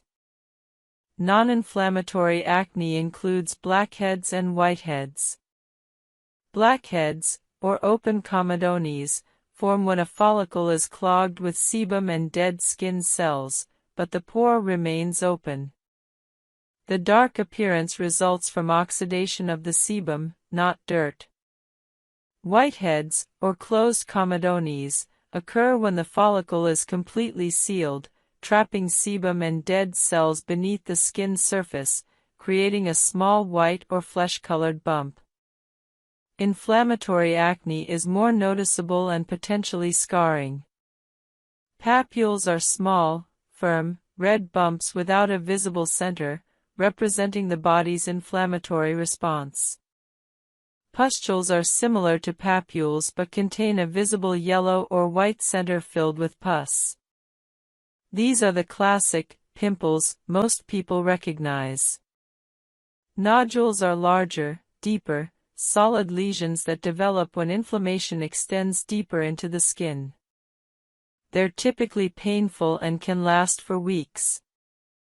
Cystic acne represents the most severe form, where large, fluid-filled lesions develop deep within the skin.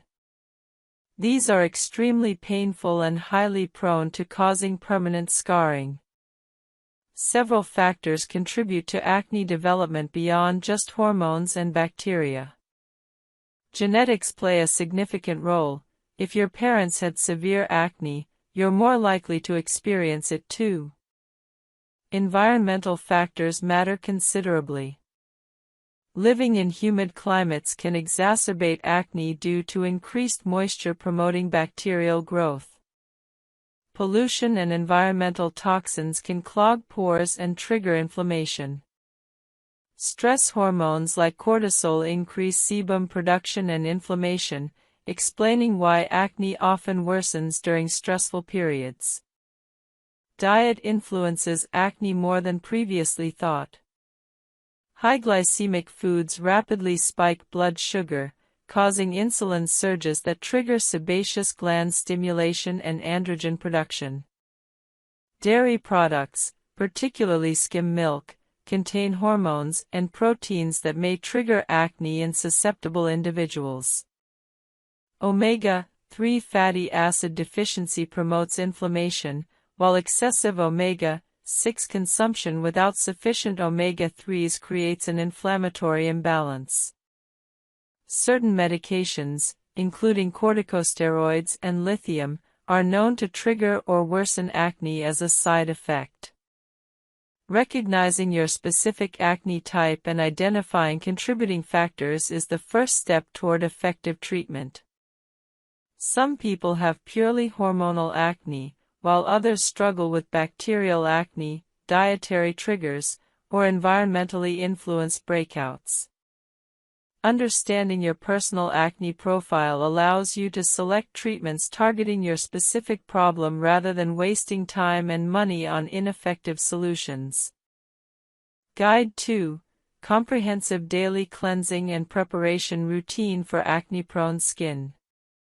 The foundation of any successful acne treatment regimen is an appropriate cleansing routine. Many people underestimate the importance of proper cleansing, believing that any soap will suffice. However, for acne-prone skin, the cleansing process is far more nuanced and critical to success.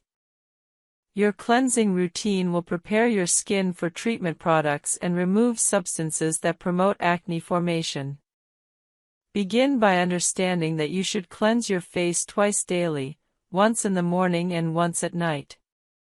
Morning cleansing removes the oil, dead skin cells, and bacteria that accumulate overnight while you sleep.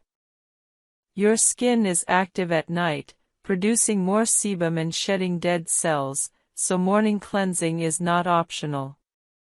Evening cleansing is equally important, removing makeup, environmental pollutants, dirt, excess oil, and dead skin cells accumulated throughout the day.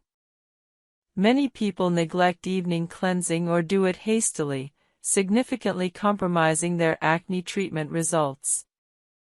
Temperature matters more than most people realize. Always use lukewarm water, never hot water. Hot water strips away your skin's natural oils and disrupts the skin barrier, leading to increased irritation and compensatory sebum overproduction.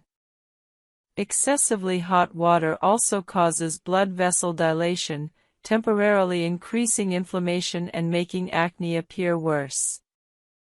Conversely, cold water doesn't effectively remove oil and impurities, leaving your skin inadequately cleansed.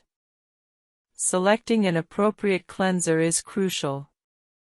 For acne-prone skin, choose a gentle, pH-balanced cleanser specifically formulated for this skin type. The pH of your skin is approximately 4.5 to 5.5, slightly acidic. Using alkaline soaps disrupts this pH balance, damaging your acid mantle and increasing sensitivity and bacterial overgrowth. Look for cleansers labeled pH balanced or for acne-prone skin. Many quality acne cleansers contain salicylic acid, a beta-hydroxy acid that penetrates into pores to dissolve sebum and dead skin cells. A concentration of 0.5% to 2% is appropriate for daily cleansing. Some people prefer cleansers with benzoyl peroxide, which kills acne-causing bacteria. A 2.5% benzoyl peroxide cleanser is effective without excessive drying when used in a cleansing format rather than as a leave-on treatment. Others prefer gentle, fragrance-free cleansers without active ingredients, particularly if their skin is sensitive or if they're using other strong acne treatments.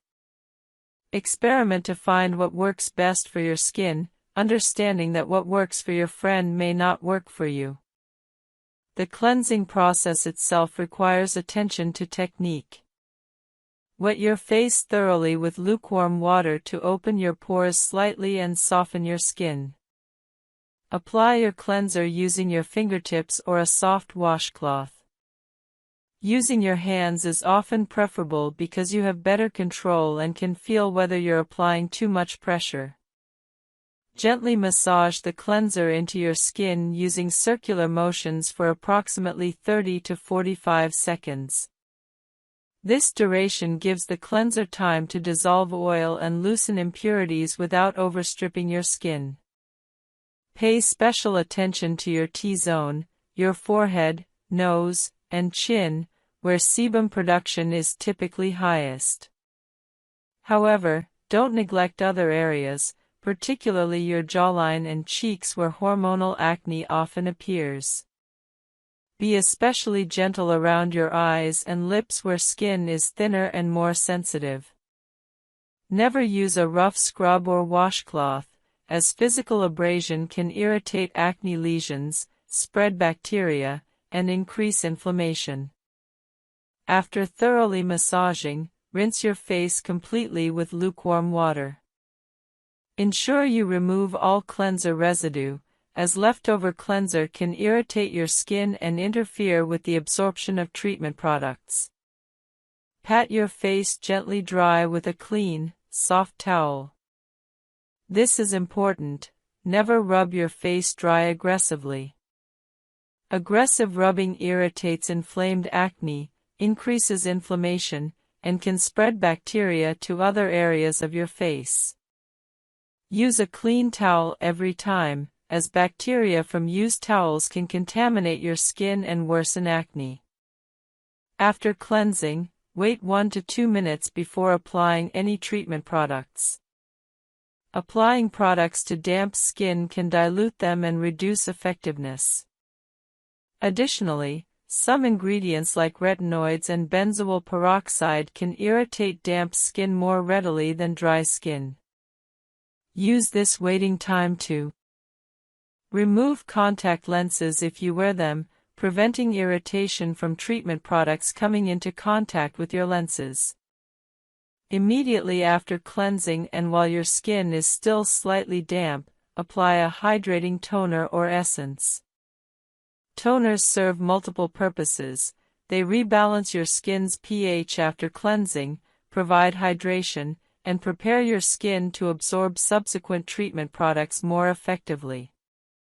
Choose a hydrating toner rather than an astringent one, as astringent toners can overdry acne-prone skin. Your toner should feel refreshing and absorb quickly without leaving sticky residue. Following your toner, apply your acne treatment product.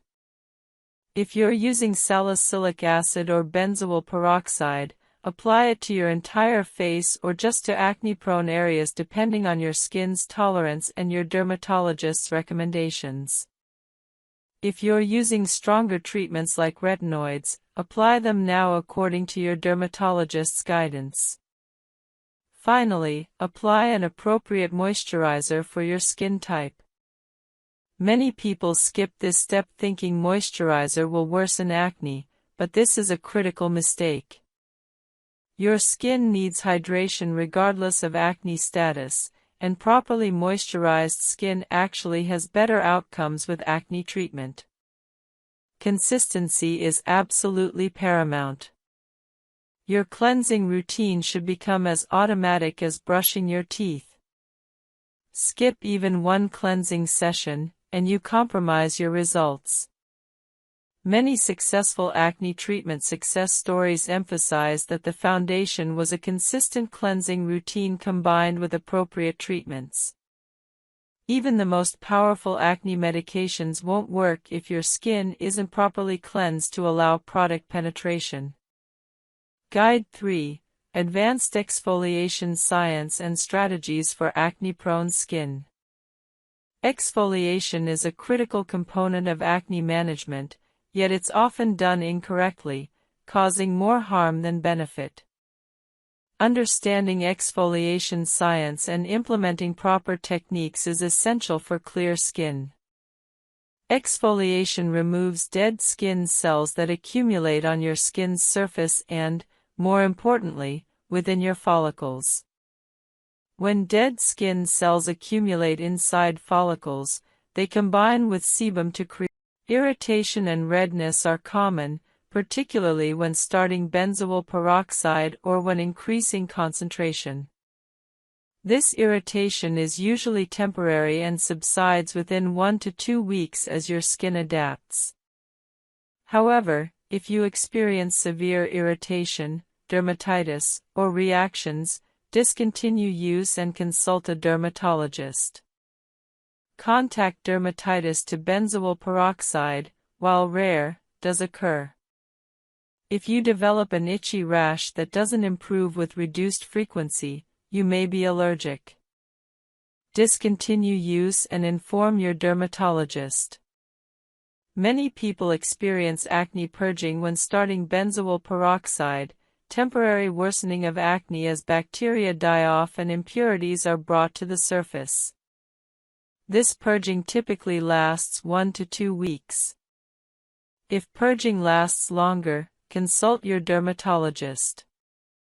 Photosensitivity is not a significant issue with benzoyl peroxide like it is with some other acne treatments, but you should still use sunscreen daily for general skin protection. Benzoyl peroxide is particularly effective for inflammatory papules and pustules, the classic red pimples with white centers. It's less effective for comedonal acne, blackheads and whiteheads, where salicylic acid is superior. Many dermatologists recommend combining benzoyl peroxide with salicylic acid for comprehensive acne treatment. Use salicylic acid to address comedones and exfoliate, and benzoyl peroxide to kill bacteria and reduce inflammation. Results from benzoyl peroxide appear relatively quickly. After 1 to 2 weeks of consistent use, inflammatory acne should appear less red and swollen. After 4 weeks, you should see significant improvement in the number of inflammatory lesions. Full results typically appear after 6 to 8 weeks of consistent use. Long-term use of benzoyl peroxide is safe and very common. Many people successfully maintain clear skin for years using benzoyl peroxide as their primary acne treatment.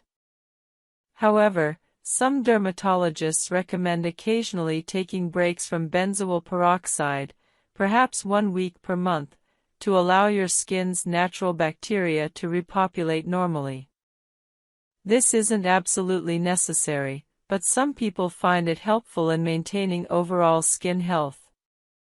One important consideration: never use benzoyl peroxide with vitamin C or niacinamide at the same time, as benzoyl peroxide can oxidize these ingredients, reducing their effectiveness. Apply these ingredients in the morning and benzoyl peroxide in the evening, or use them on different days. Guide 6, Retinoids, the gold standard anti-aging and acne treatment comprehensive guide. Retinoids represent the gold standard in skincare science, with decades of research supporting their effectiveness for acne, aging, and general skin health.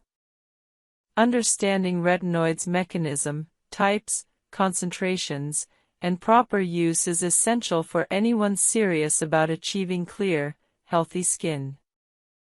Retinoids are vitamin A derivatives that work through multiple powerful mechanisms.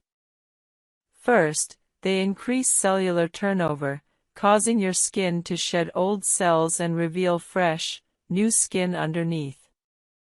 This prevents dead skin cell accumulation that leads to clogged pores and comedones. Second, they normalize sebaceous gland function, helping regulate sebum production. Third, they stimulate collagen production, improving skin elasticity and minimizing fine lines. Fourth, they have anti-inflammatory effects, reducing the redness and irritation of acne. Fifth, they prevent follicular hyperkeratinization, the abnormal cell shedding that contributes to acne. Sixth, they have antioxidant properties, protecting skin from free radical damage. The retinoid family includes various types at different strengths.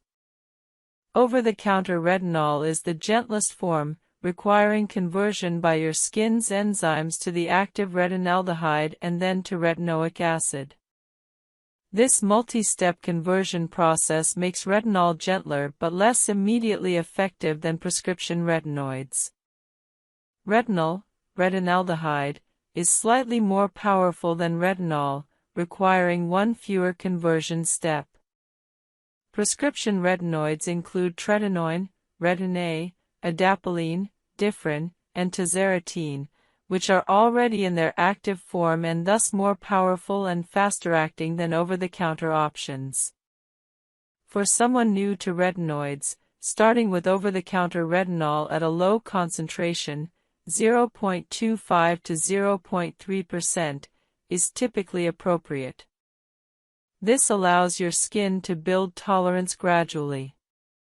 After several months of consistent retinol use, you might consider asking your dermatologist about prescription retinoids for enhanced results. Retinoids are only used at night because they increase sun sensitivity substantially. UV exposure dramatically increases the risk of photosensitivity reactions and post-inflammatory hyperpigmentation. Morning retinoid use would leave your skin vulnerable to severe sun damage throughout the day. When starting retinoids, begin with a very conservative approach. Use a low-concentration retinol product just 2 to 3 times per week initially. Apply it to completely dry skin, as retinoids irritate damp skin significantly. Wait 20 minutes after cleansing before applying retinoid to ensure your skin is completely dry. Use a pea-sized amount for your entire face. Retinoids are potent and a little goes a long way. During the first 4 to 12 weeks of retinoid use, expect a retinization phase characterized by redness, peeling, flaking, and sometimes temporary worsening of acne. This is normal and doesn't indicate that retinoids aren't appropriate for you. This phase typically lasts 2 to 8 weeks and gradually resolves as your skin adapts. Many people who discontinue retinoids during this phase miss out on their incredible long-term benefits simply because they couldn't tolerate the short-term adjustment period. Managing retinization involves strategic moisturizing. Use your retinoid, then wait about 20 minutes, then apply a hydrating moisturizer over top.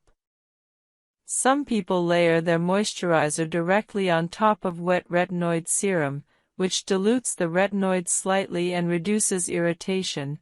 This is called the sandwich method.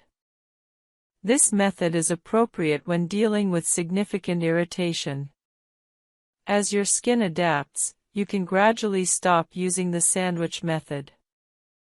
Never combine retinoids with other strong actives initially.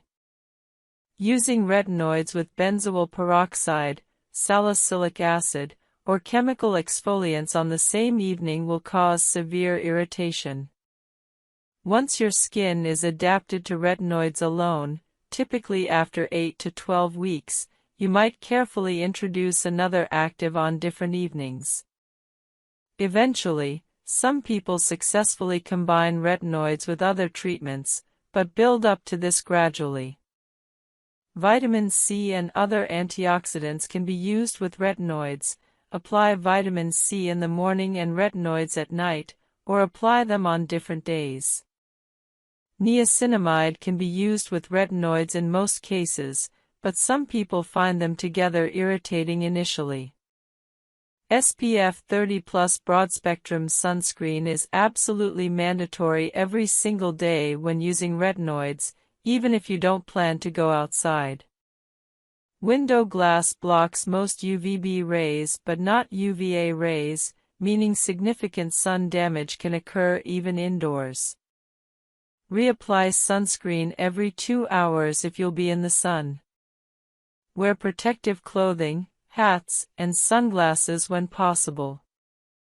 The combination of retinoid use and sun exposure can cause severe reactions and permanent skin damage. As your skin adapts to retinoids over 8 to 12 weeks, gradually increase usage frequency. After tolerating 2 to 3 times weekly for 4 weeks, increase. Article 5. How to heal acne scars and hyperpigmentation. Point 1. Understanding the aftermath of acne-clearing acne is only half the battle. What remains, the dark spots, dense and uneven texture, can feel even more stubborn than acne itself. Many people who have overcome breakouts still struggle with the emotional and physical scars left behind. Acne scarring and hyperpigmentation don't only affect appearance, they can also impact confidence and self-esteem. The good news? Skin has an extraordinary ability to repair itself when given time, care, and the right treatments. Point 2. The difference between scars and pigmentation: not all marks are the same. Acne scars are structural changes in the skin caused by deep tissue damage. Post-inflammatory hyperpigmentation, PIH, are surface-level dark marks that form when melanin rushes to the site of inflammation. Post-inflammatory erythema, PE, refers to lingering redness due to broken capillaries. Identifying which one you have is essential because treatment strategies differ. Point 3. Why acne leaves scars. Scars form during the healing process. When the body detects damage, it sends collagen to repair it.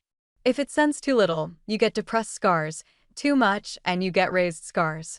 Picking or squeezing pimples increases inflammation and collagen damage, making scars deeper and longer lasting. Prevention starts during the acne phase. Point 4. Types of acne scars. Understanding scar type helps target it more effectively. Ice pick scars, narrow, deep holes that look like punctures. Boxcar scars, wide, sharp-edged depressions.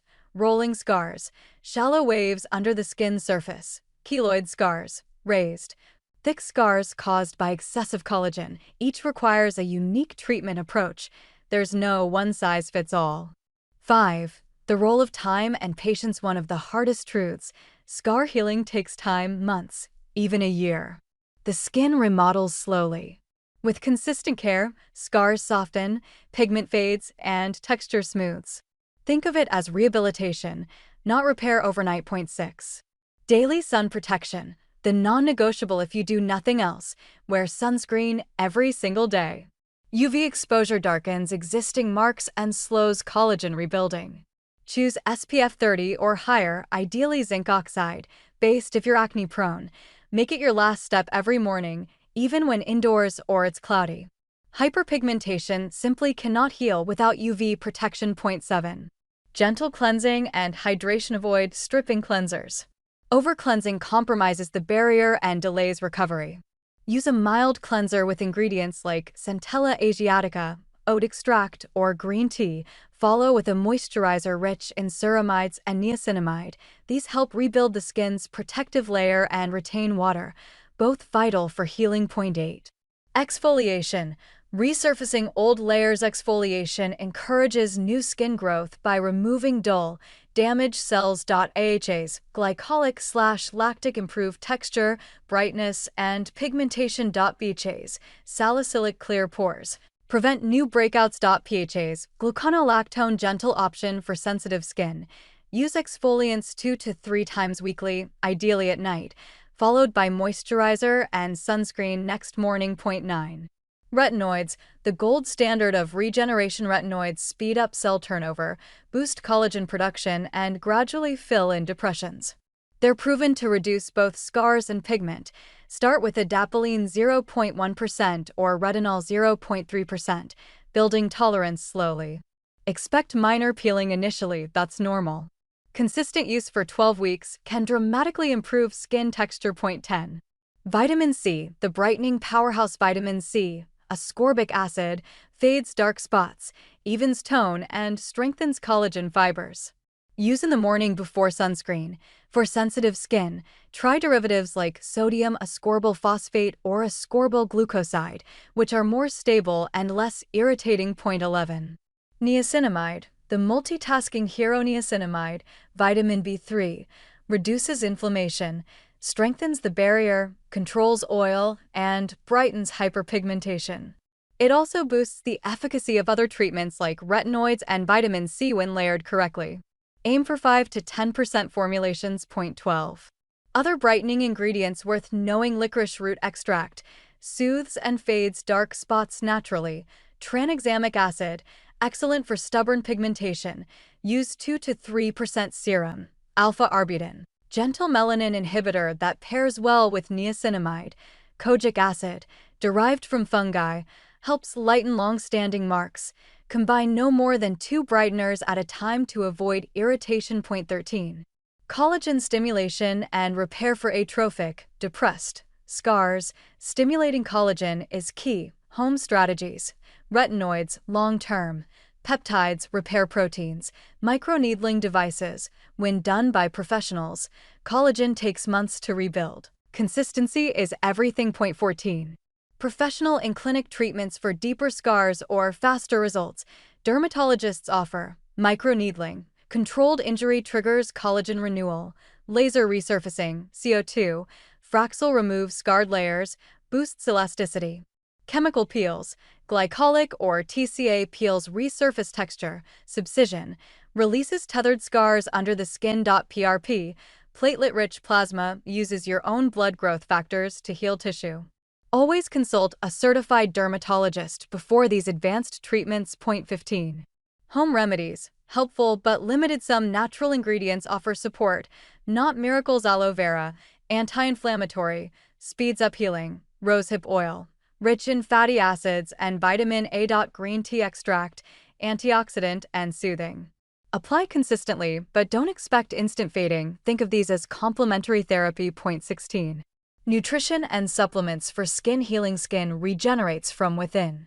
Fuel it properly. Vitamin C and E, essential for collagen synthesis. Zinc, supports repair and controls inflammation.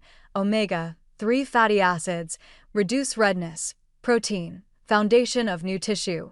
Drink plenty of water, minimize alcohol, and reduce processed foods that trigger inflammation. Point 17.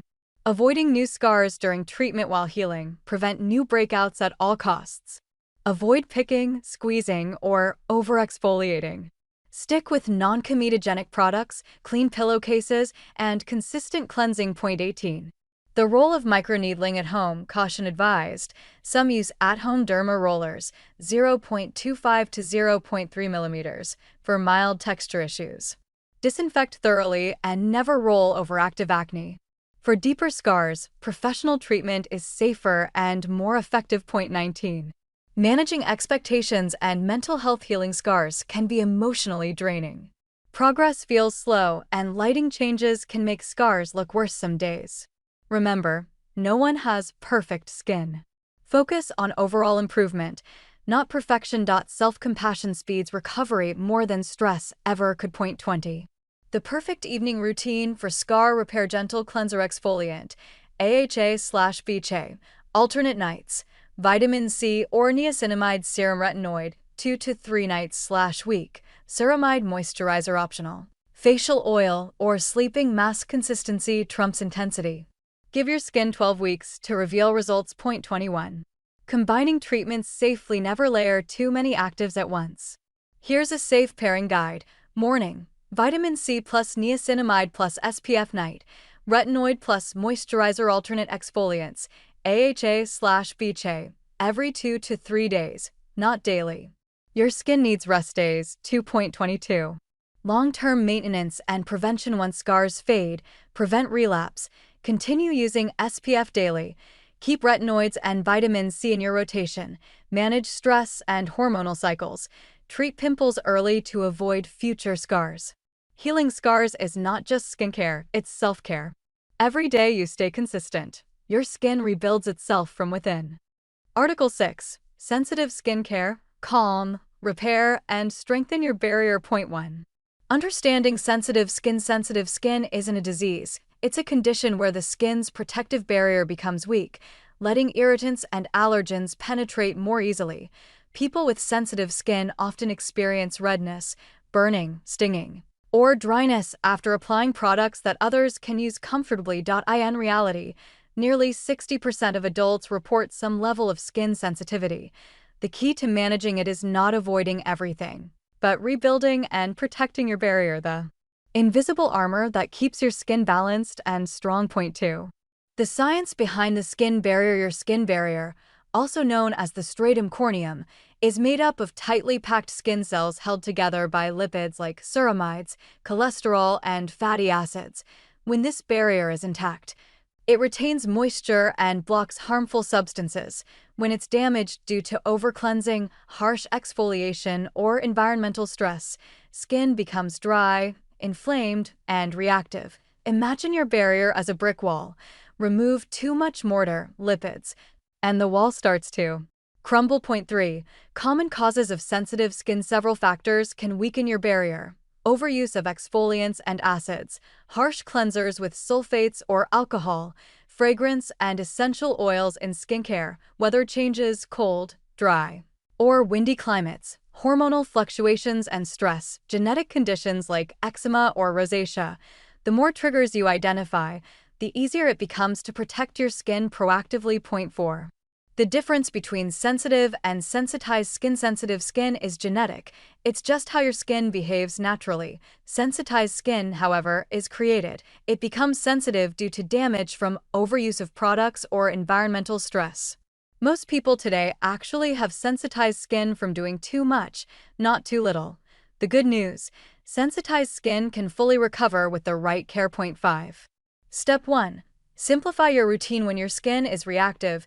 Minimalism is your best friend. Cut your routine down to 3 essentials: gentle cleanser, hydrating moisturizer, sunscreen, SPF 30 or higher. Everything else can wait until your barrier heals. Your goal is stability, not stimulation. 6. Choosing the right cleanser. Cleansing should never feel tight or squeaky. Look for pH balanced, 4.5 to 6, sulfate-free, fragrance-free cleansers. Good ingredients: ceramides, oat extract, panthenol, green tea, glycerin. Avoid foaming cleansers with sodium lauryl sulfate or menthol. Wash only twice a day, morning and night, with lukewarm water. 7. Moisturizing. The Article 3, Hormonal Acne and How to Control It Without Harsh Drugs. 1. What exactly is hormonal acne? Hormonal acne is one of the most misunderstood skin conditions. Unlike teenage acne caused mainly by puberty, hormonal acne is driven by fluctuations in hormones that regulate oil production and inflammation. It typically appears along the jawline, chin, and lower cheeks, often flaring up in cycles right before menstruation, during stressful periods, or due to lifestyle shifts such as lack of sleep. These breakouts are usually deep, painful, and cystic, not just surface pimples. They can take weeks to heal and often leave marks behind. Understanding what drives this process is the first step toward long-term control. 2. The hormones behind the problem. 3 main hormones influence acne. Androgens, like testosterone, stimulate sebaceous glands to produce more oil. Estrogen keeps sebum production in check, but fluctuates during the menstrual cycle. Cortisol, the stress hormone that increases inflammation and triggers breakouts. When these hormones are imbalanced, your oil glands go into overdrive, clogging pores and feeding acne-causing bacteria. 3. Common signs of hormonal acne. You might have hormonal acne if breakouts appear on the lower face and neck, pimples worsen before your period, acne persists into adulthood, especially in women aged 25 to 40, pimples feel deep, painful, or cyst-like. Skin becomes oilier around the time of stress or poor sleep. Recognizing the pattern helps you adjust lifestyle and treatment effectively. 4. The root causes. More than just hormones. Hormones play the leading role, but other triggers make it worse. Poor diet, high sugar, dairy, refined carbs, stress, cortisol spikes, lack of sleep, melatonin imbalance, improper skincare, using comedogenic products, gut dysbiosis. Unhealthy gut bacteria can affect hormone metabolism. 5. Why harsh drugs aren't always the answer. Many people immediately turn to antibiotics, Accutane, or birth control pills. While these can help temporarily, they often suppress symptoms instead of fixing root causes. Long-term use can also affect gut health, liver function, or hormonal stability. The good news: you can manage hormonal acne naturally with consistency and science-backed strategies. 6. Balancing hormones naturally. Your hormones respond to your daily habits. Small, steady lifestyle changes can restore balance. Get 7 to 8 hours of quality sleep nightly. Eat on a regular schedule to stabilize insulin. Practice stress reduction, meditation, deep breathing, journaling. Limit caffeine and alcohol intake, which raise cortisol. 7. Nutrition for hormonal balance. What you eat directly affects hormone production and inflammation levels. Foods to focus on: omega-3s, salmon, flaxseed, walnuts, leafy greens and cruciferous vegetables, broccoli, kale, cabbage. Zinc-rich foods: pumpkin seeds, lentils, whole grains instead of white carbs. Foods to avoid: dairy, especially skim milk, sugar and refined carbs, processed snacks and fast food. Excess soy can mimic estrogen. 8. Supplements that help regulate hormones. Certain vitamins and minerals help the body detox and stabilize hormones. Zinc, anti-inflammatory and antibacterial. Diindolylmethane from cruciferous vegetables balances estrogen levels. Evening primrose oil supports hormonal equilibrium. Probiotics improve gut health and reduce inflammation. Always consult a professional before starting new supplements. 9. Exercise and circulation. Regular physical activity balances cortisol and boosts detoxification through sweat and circulation. Choose activities that calm the nervous system: yoga, Pilates, swimming, walking, over excessive high-intensity workouts, which may increase stress hormones if overdone. Point 10. Skincare routine. For hormonal acne, consistency and gentleness are key. Over-cleansing or stripping oil only worsens the imbalance. Morning routine: gentle foaming cleanser. Niacinamide serum controls oil, lightweight moisturizer. Sunscreen SPF 30+. Night routine: makeup remover plus cleanser. Azelaic acid or salicylic acid serum moisturizer with ceramides, retinoid 2 to 3 nights per week. 11. Why azelaic acid is a game-changer. Azelaic acid targets multiple issues: bacteria, hyperpigmentation, and inflammation without irritating sensitive skin. It's perfect for hormonal acne because it helps fade dark spots left by hormonal breakouts. Point 12. The power of retinoids. Retinoids, like adapalene or tretinoin, normalize cell turnover, preventing pores from clogging. They also stimulate collagen, reducing future scarring. Start slow, 2 nights a week, moisturize generously, and always use sunscreen the next morning. Point 13. Herbal and tea remedies. Certain herbs help regulate hormones naturally. Spearmint tea reduces androgen activity. Green tea, antioxidant, anti-inflammatory. Chaseberry, Vitex supports progesterone balance. Drink 1 to 2 cups daily for subtle but cumulative effects. Point 14. The role of gut health. An unhealthy gut can't efficiently metabolize hormones. To restore gut balance, eat fiber-rich foods, oats, legumes, veggies. Add probiotics, yogurt, kimchi, kefir. Avoid artificial sweeteners and processed foods. A healthy gut equals balanced hormones equals clearer skin. Point 15. Managing stress effectively. Stress is often the hidden trigger of hormonal acne. Ways to manage it: practice mindfulness or meditation daily. Do deep breathing exercises before bed. Take short nature walks. Keep a gratitude or mood journal. Reducing cortisol not only helps skin but also improves sleep, digestion, and immunity. Point 16. Understanding the menstrual cycle and skin. Women often experience skin fluctuations throughout their monthly cycle. Follicular phase, days 1 to 13, skin feels balanced, radiant. Ovulation, days 14 to 15, estrogen peaks, glowy skin. Luteal phase, days 16 to 28, progesterone and testosterone rise, more oil, more acne. Adjust skincare intensity based on these phases to stay one step ahead. Point 17. Avoiding product overload. Layering too many active ingredients confuses the skin and disrupts barrier function. Choose 2 to 3 core actives, e.g., salicylic acid, niacinamide, retinol, and stick with them for at least 6 weeks before evaluating progress. Point 18.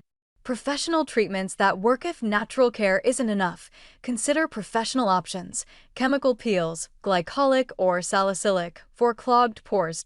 LED light therapy. Blue light kills bacteria, red light reduces inflammation.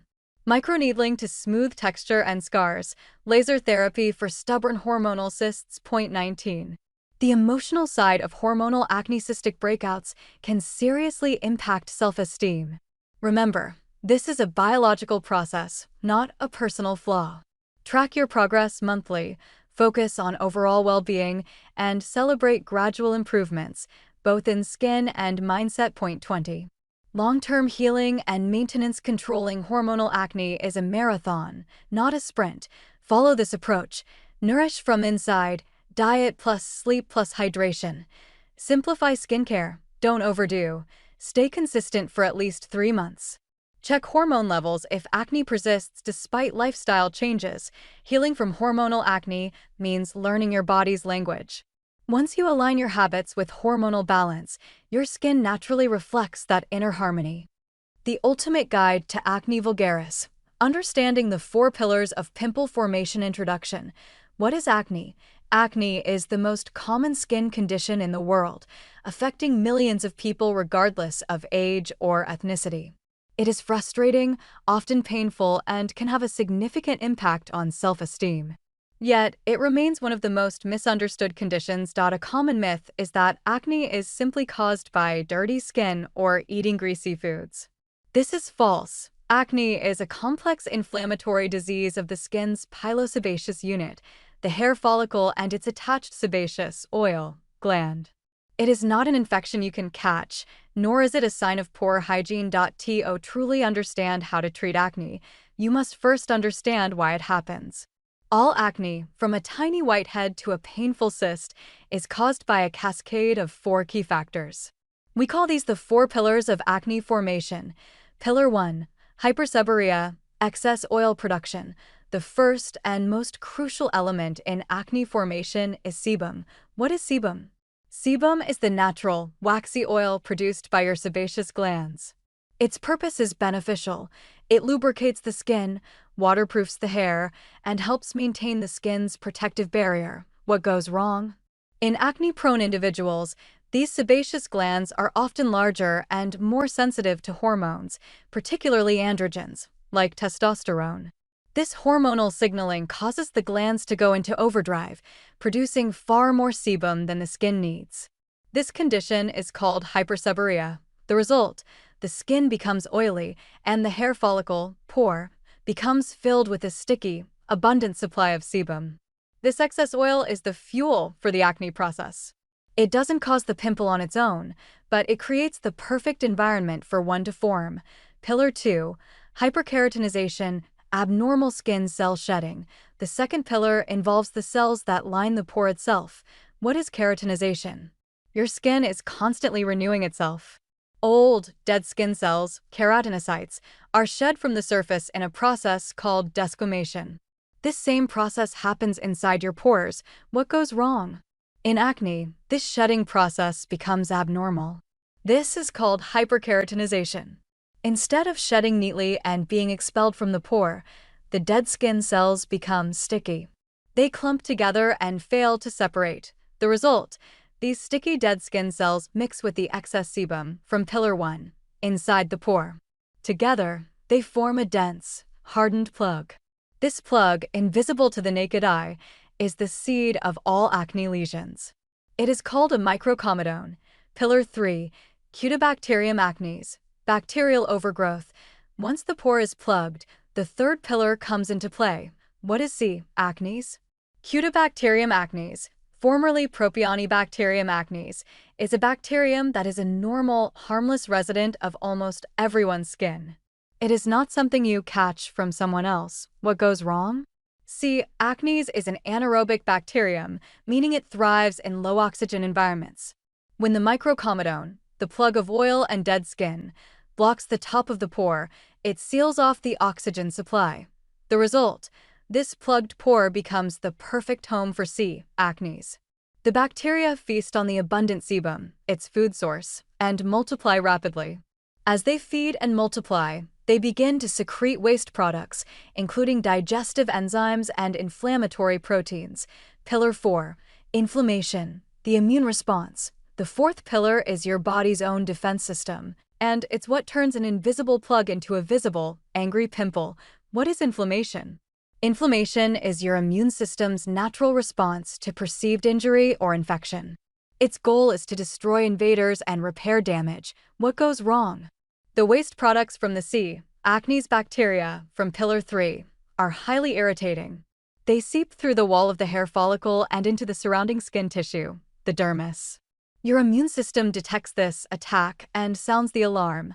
The result: your body launches an inflammatory cascade. It sends white blood cells and inflammatory chemicals to the site to fight the bacteria and contain the breach.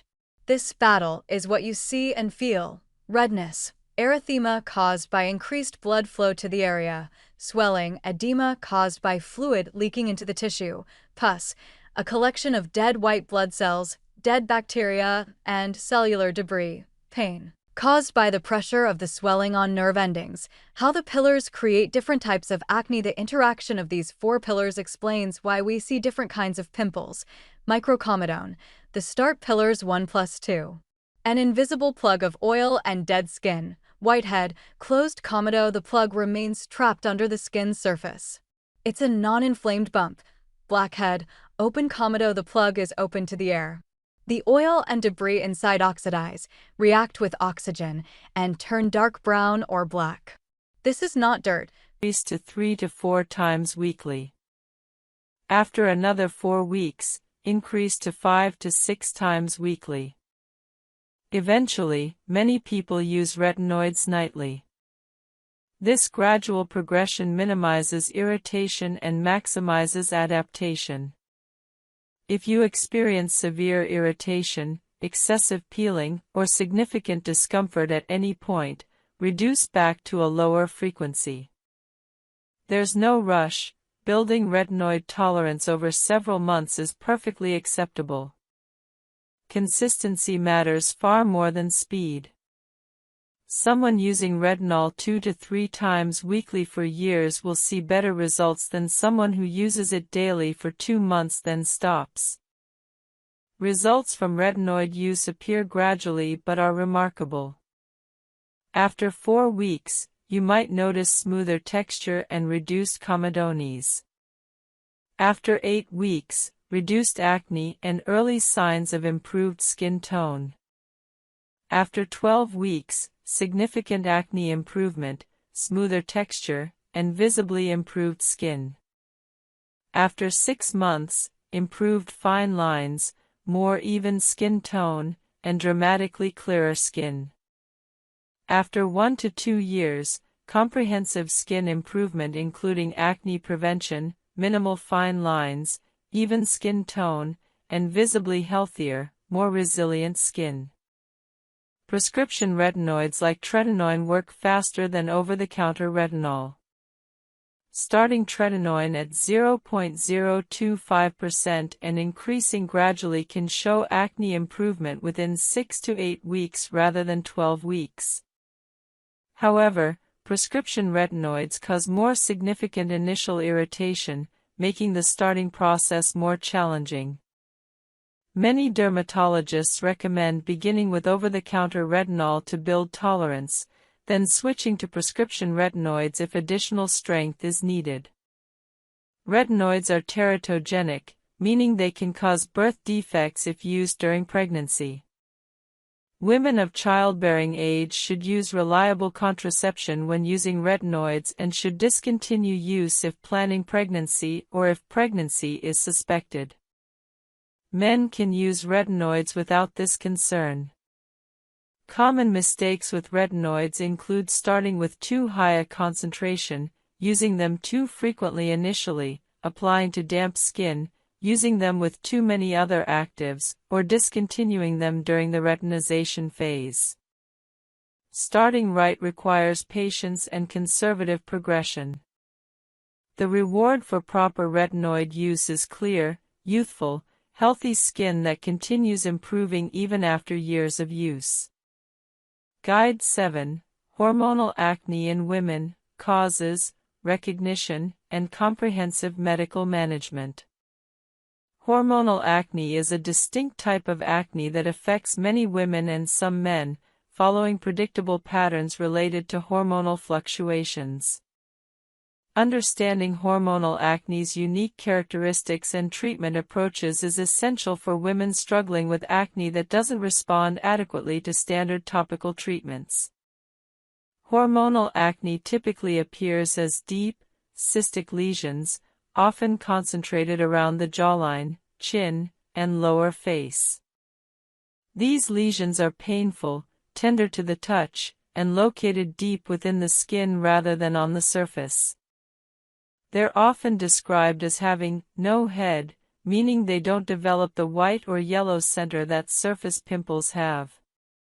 They can persist for weeks or even months without fully resolving. Unlike typical acne that might be spread across the face, hormonal acne often appears in the same locations repeatedly. The hormonal pattern of acne is highly telling. Many women notice breakouts occur in a predictable pattern related to their menstrual cycle. Breakouts might appear 3 to 5 days before menstruation begins, resolve during menstruation, then reappear in the luteal phase, after ovulation. This cyclical pattern is a clear indicator of hormonal involvement. Some women break out only during specific phases of their cycle, while others experience breakouts throughout the cycle with worsening at predictable times. Hormonal acne results from heightened skin sensitivity to androgens, particularly testosterone and DHT, dihydrotestosterone. These male hormones stimulate sebaceous glands to produce more sebum, even in the presence of normal hormone levels. Additionally, androgens promote follicular hyperkeratinization and may increase colonization of acne-causing bacteria. Women's testosterone levels fluctuate with their menstrual cycle, with higher levels during the luteal phase, explaining the predictable timing of hormonal acne breakouts. Recognizing hormonal acne requires tracking your breakouts. Keep a calendar marking breakout dates and your menstrual cycle dates for 2 to 3 months. If breakouts cluster around specific menstrual cycle phases, hormonal acne is likely. Polycystic ovary syndrome, PCOS, a condition affecting ovulation and hormone regulation, often causes severe hormonal acne. Women with PCOS typically have elevated androgen levels and irregular menstrual cycles. Topical acne treatments alone are often insufficient for hormonal acne. While they help manage symptoms, they don't address the underlying hormonal cause. Therefore, treating hormonal acne often requires systemic, oral, medications that regulate hormones or reduce skin sensitivity to hormones. Hormonal contraceptives are the first-line treatment for hormonal acne in women who desire birth control. The hormones in birth control pills suppress ovulation and, importantly for acne, reduce circulating androgen levels. Specifically, oral contraceptives increase sex hormone-binding globulin, SHBG, a protein that binds androgens and makes them unavailable to skin cells. The result is reduced sebum production and decreased follicular keratinization. Not all birth control pills are equally effective for acne. Combination pills containing estrogen and progestin are effective. However, some progestins have androgenic properties, meaning they act similarly to testosterone, and can worsen acne. Progestins with lower or no androgenic activity include norgestimate, desogestrel, and drospirenone. Birth control pills specifically approved for acne treatment by the FDA include orthotricycline, norgestimate, estrostep, norethindrone, yaz, drospirenone, and bayaz, drospirenone with additional vitamins. These pills typically show acne improvement after 3 to 4 months of use, with maximum improvement by 6 months. Starting a new birth control pill doesn't immediately improve acne. Acne often temporarily worsens in the first 1 to 2 months as your body adjusts to new hormone levels. This temporary worsening isn't a sign the pill won't work, it's normal. Stick with your chosen pill for at least 3 months before concluding it isn't working. If after 3 months acne hasn't improved, discuss switching to a different progestin or a different pill formulation with your gynecologist or dermatologist. Spironolactone is an alternative or complementary treatment for hormonal acne. This medication is a potassium-sparing diuretic that also acts as an androgen receptor antagonist, blocking androgens from affecting skin cells. Spironolactone is typically used at doses of 50 to 100 mg daily for acne treatment. It's often prescribed in combination with birth control pills for additional effectiveness. Spironolactone requires careful monitoring. Potential side effects include dizziness, lightheadedness, menstrual irregularities, and breast tenderness. More serious but rare complications include elevated potassium levels that can affect heart rhythm. Regular blood tests monitoring kidney function and potassium levels are necessary when taking spironolactone. Despite these considerations, many dermatologists consider spironolactone an excellent option for hormonal acne. Particularly steroid injections are highly effective for cystic acne. Preparation is important. Before applying any spot treatment, cleanse the area thoroughly to remove makeup, dirt, and oil. Pat the area dry completely. Applying spot treatments to damp skin reduces effectiveness and increases irritation. Wait a full 2 to 3 minutes after cleansing to ensure complete dryness. When applying spot treatment, use a clean applicator. Never apply with your finger as this spreads bacteria. Cotton swabs, disposable applicators, or sterile tools are appropriate. Apply a small amount directly to the pimple, covering just the lesion itself and a tiny bit of surrounding skin. Using too much spot treatment wastes product and irritates surrounding healthy skin. Spot treatment frequency depends on the product and your skin's tolerance. Salicylic acid spot treatments can typically be used twice daily, morning and evening, if your skin tolerates it.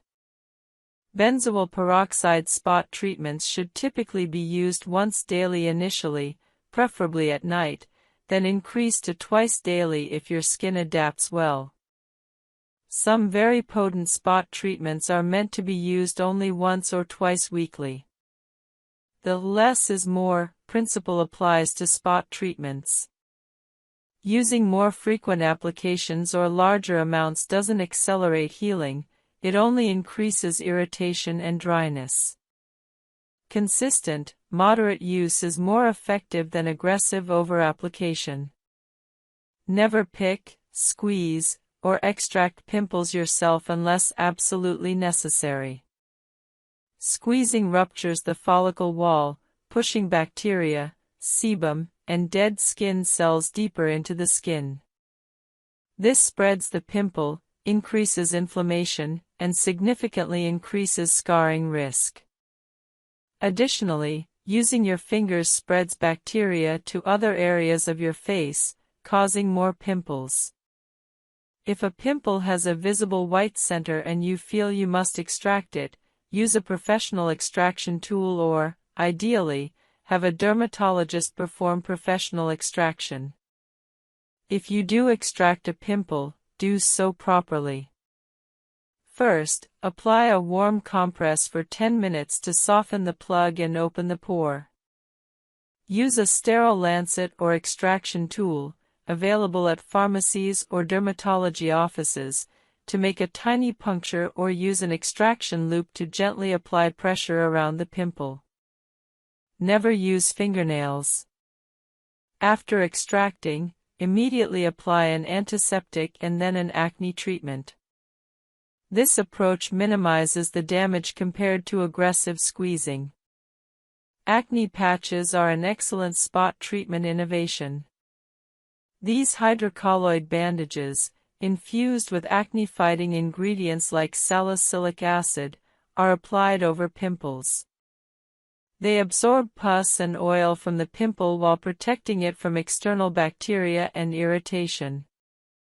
Acne patches work best on surface pimples with visible centers rather than deep cystic acne. They're typically left on for 6 to 8 hours or overnight, providing results within 6 to 8 hours to overnight for responsive pimples.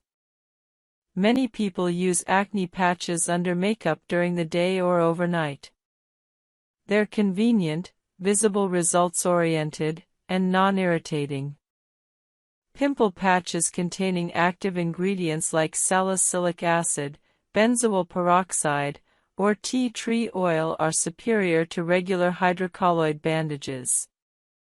However, regular hydrocolloid bandages provide some benefit through moisture management and protection even without active ingredients. Spot treatment serums and gels remain on your skin, typically used twice daily. Apply after cleansing and before moisturizer. Common spot treatment actives include benzoyl peroxide, salicylic acid, azelaic acid, and sulfur. Choose based on your pimple type. Inflammatory acne responds better to benzoyl peroxide, comedonal acne to salicylic acid. For very aggressive spot treatment, some dermatologists recommend combining low concentrations of different actives, perhaps a small amount of salicylic acid followed by a small amount of benzoyl peroxide on the same pimple. However, this should only be done if your skin tolerates it well and should be used sparingly. For most people, one spot treatment at a time is appropriate. Sulfur spot treatments are often overlooked but can be highly effective, particularly for inflammatory acne and sensitive skin. Sulfur has been used in dermatology for over a century and has proven antibacterial and anti-inflammatory properties. Some people find sulfur more tolerable than benzoyl peroxide or salicylic acid. Intralesional steroid injections administered by dermatologists are the gold standard for large, painful cystic acne. A small amount of steroid is injected directly into the cyst, causing it to deflate and heal within days. This prevents the cyst from persisting for weeks or months and significantly reduces scarring risk.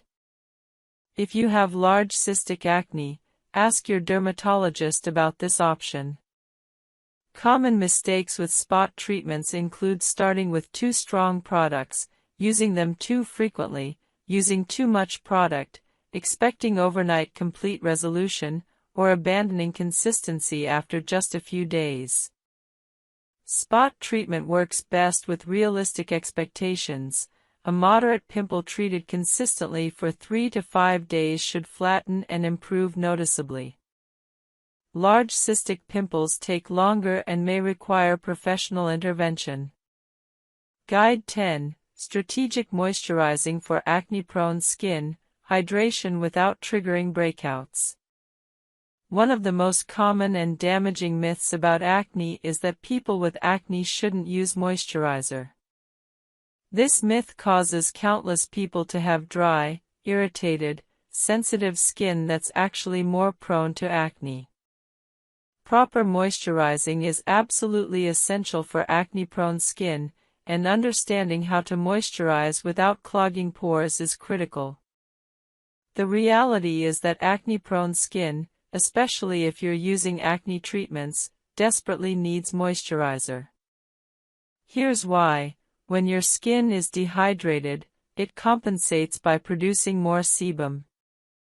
This excess sebum actually worsens acne. Additionally, most acne treatments, salicylic acid, benzoyl peroxide, retinoids, cause dryness and irritation. Using moisturizer counteracts these side effects, allowing you to continue treatments without excessive discomfort. Finally, properly hydrated skin has a stronger barrier function, which improves overall skin health and actually reduces acne. The key to moisturizing acne-prone skin is selecting appropriate products. Look for moisturizers specifically formulated as non-comedogenic, meaning they don't clog pores or trigger acne. The ingredients matter significantly. Lightweight hydrating ingredients like hyaluronic acid, glycerin, and humectants hydrate without being occlusive or pore clogging. Niacinamide hydrates while also having acne-fighting properties. Centella asiatica, SICA, soothes irritation and supports skin barrier function. Ceramides strengthen your skin barrier, which is particularly important when using strong acne treatments. Avoid heavy oils and butters if you have acne-prone skin. Coconut oil, shea butter, and petroleum jelly can clog pores in susceptible individuals. However, some facial oils specifically designed for acne-prone skin can be beneficial. Jojoba oil, squalane oil, and rosehip seed oil are lightweight and non-comedogenic for most people. If you choose to use facial oil, use sparingly, just a few drops mixed into your moisturizer or applied as the last step of your routine. Texture matters when choosing a moisturizer for acne-prone skin. Lightweight gels absorb quickly and won't leave your skin feeling greasy. Hydrating lotions provide more hydration than gels while still being lightweight. Creams are heavier but may be necessary during winter or if your skin is severely dry from acne treatments. Everyone's needs are different. Experiment to find what works for you. Application technique is important. Apply moisturizer to slightly damp skin immediately after cleansing or applying treatments. This allows the moisturizer to lock in hydration from the water on your skin. Use about a quarter-sized amount for your entire face.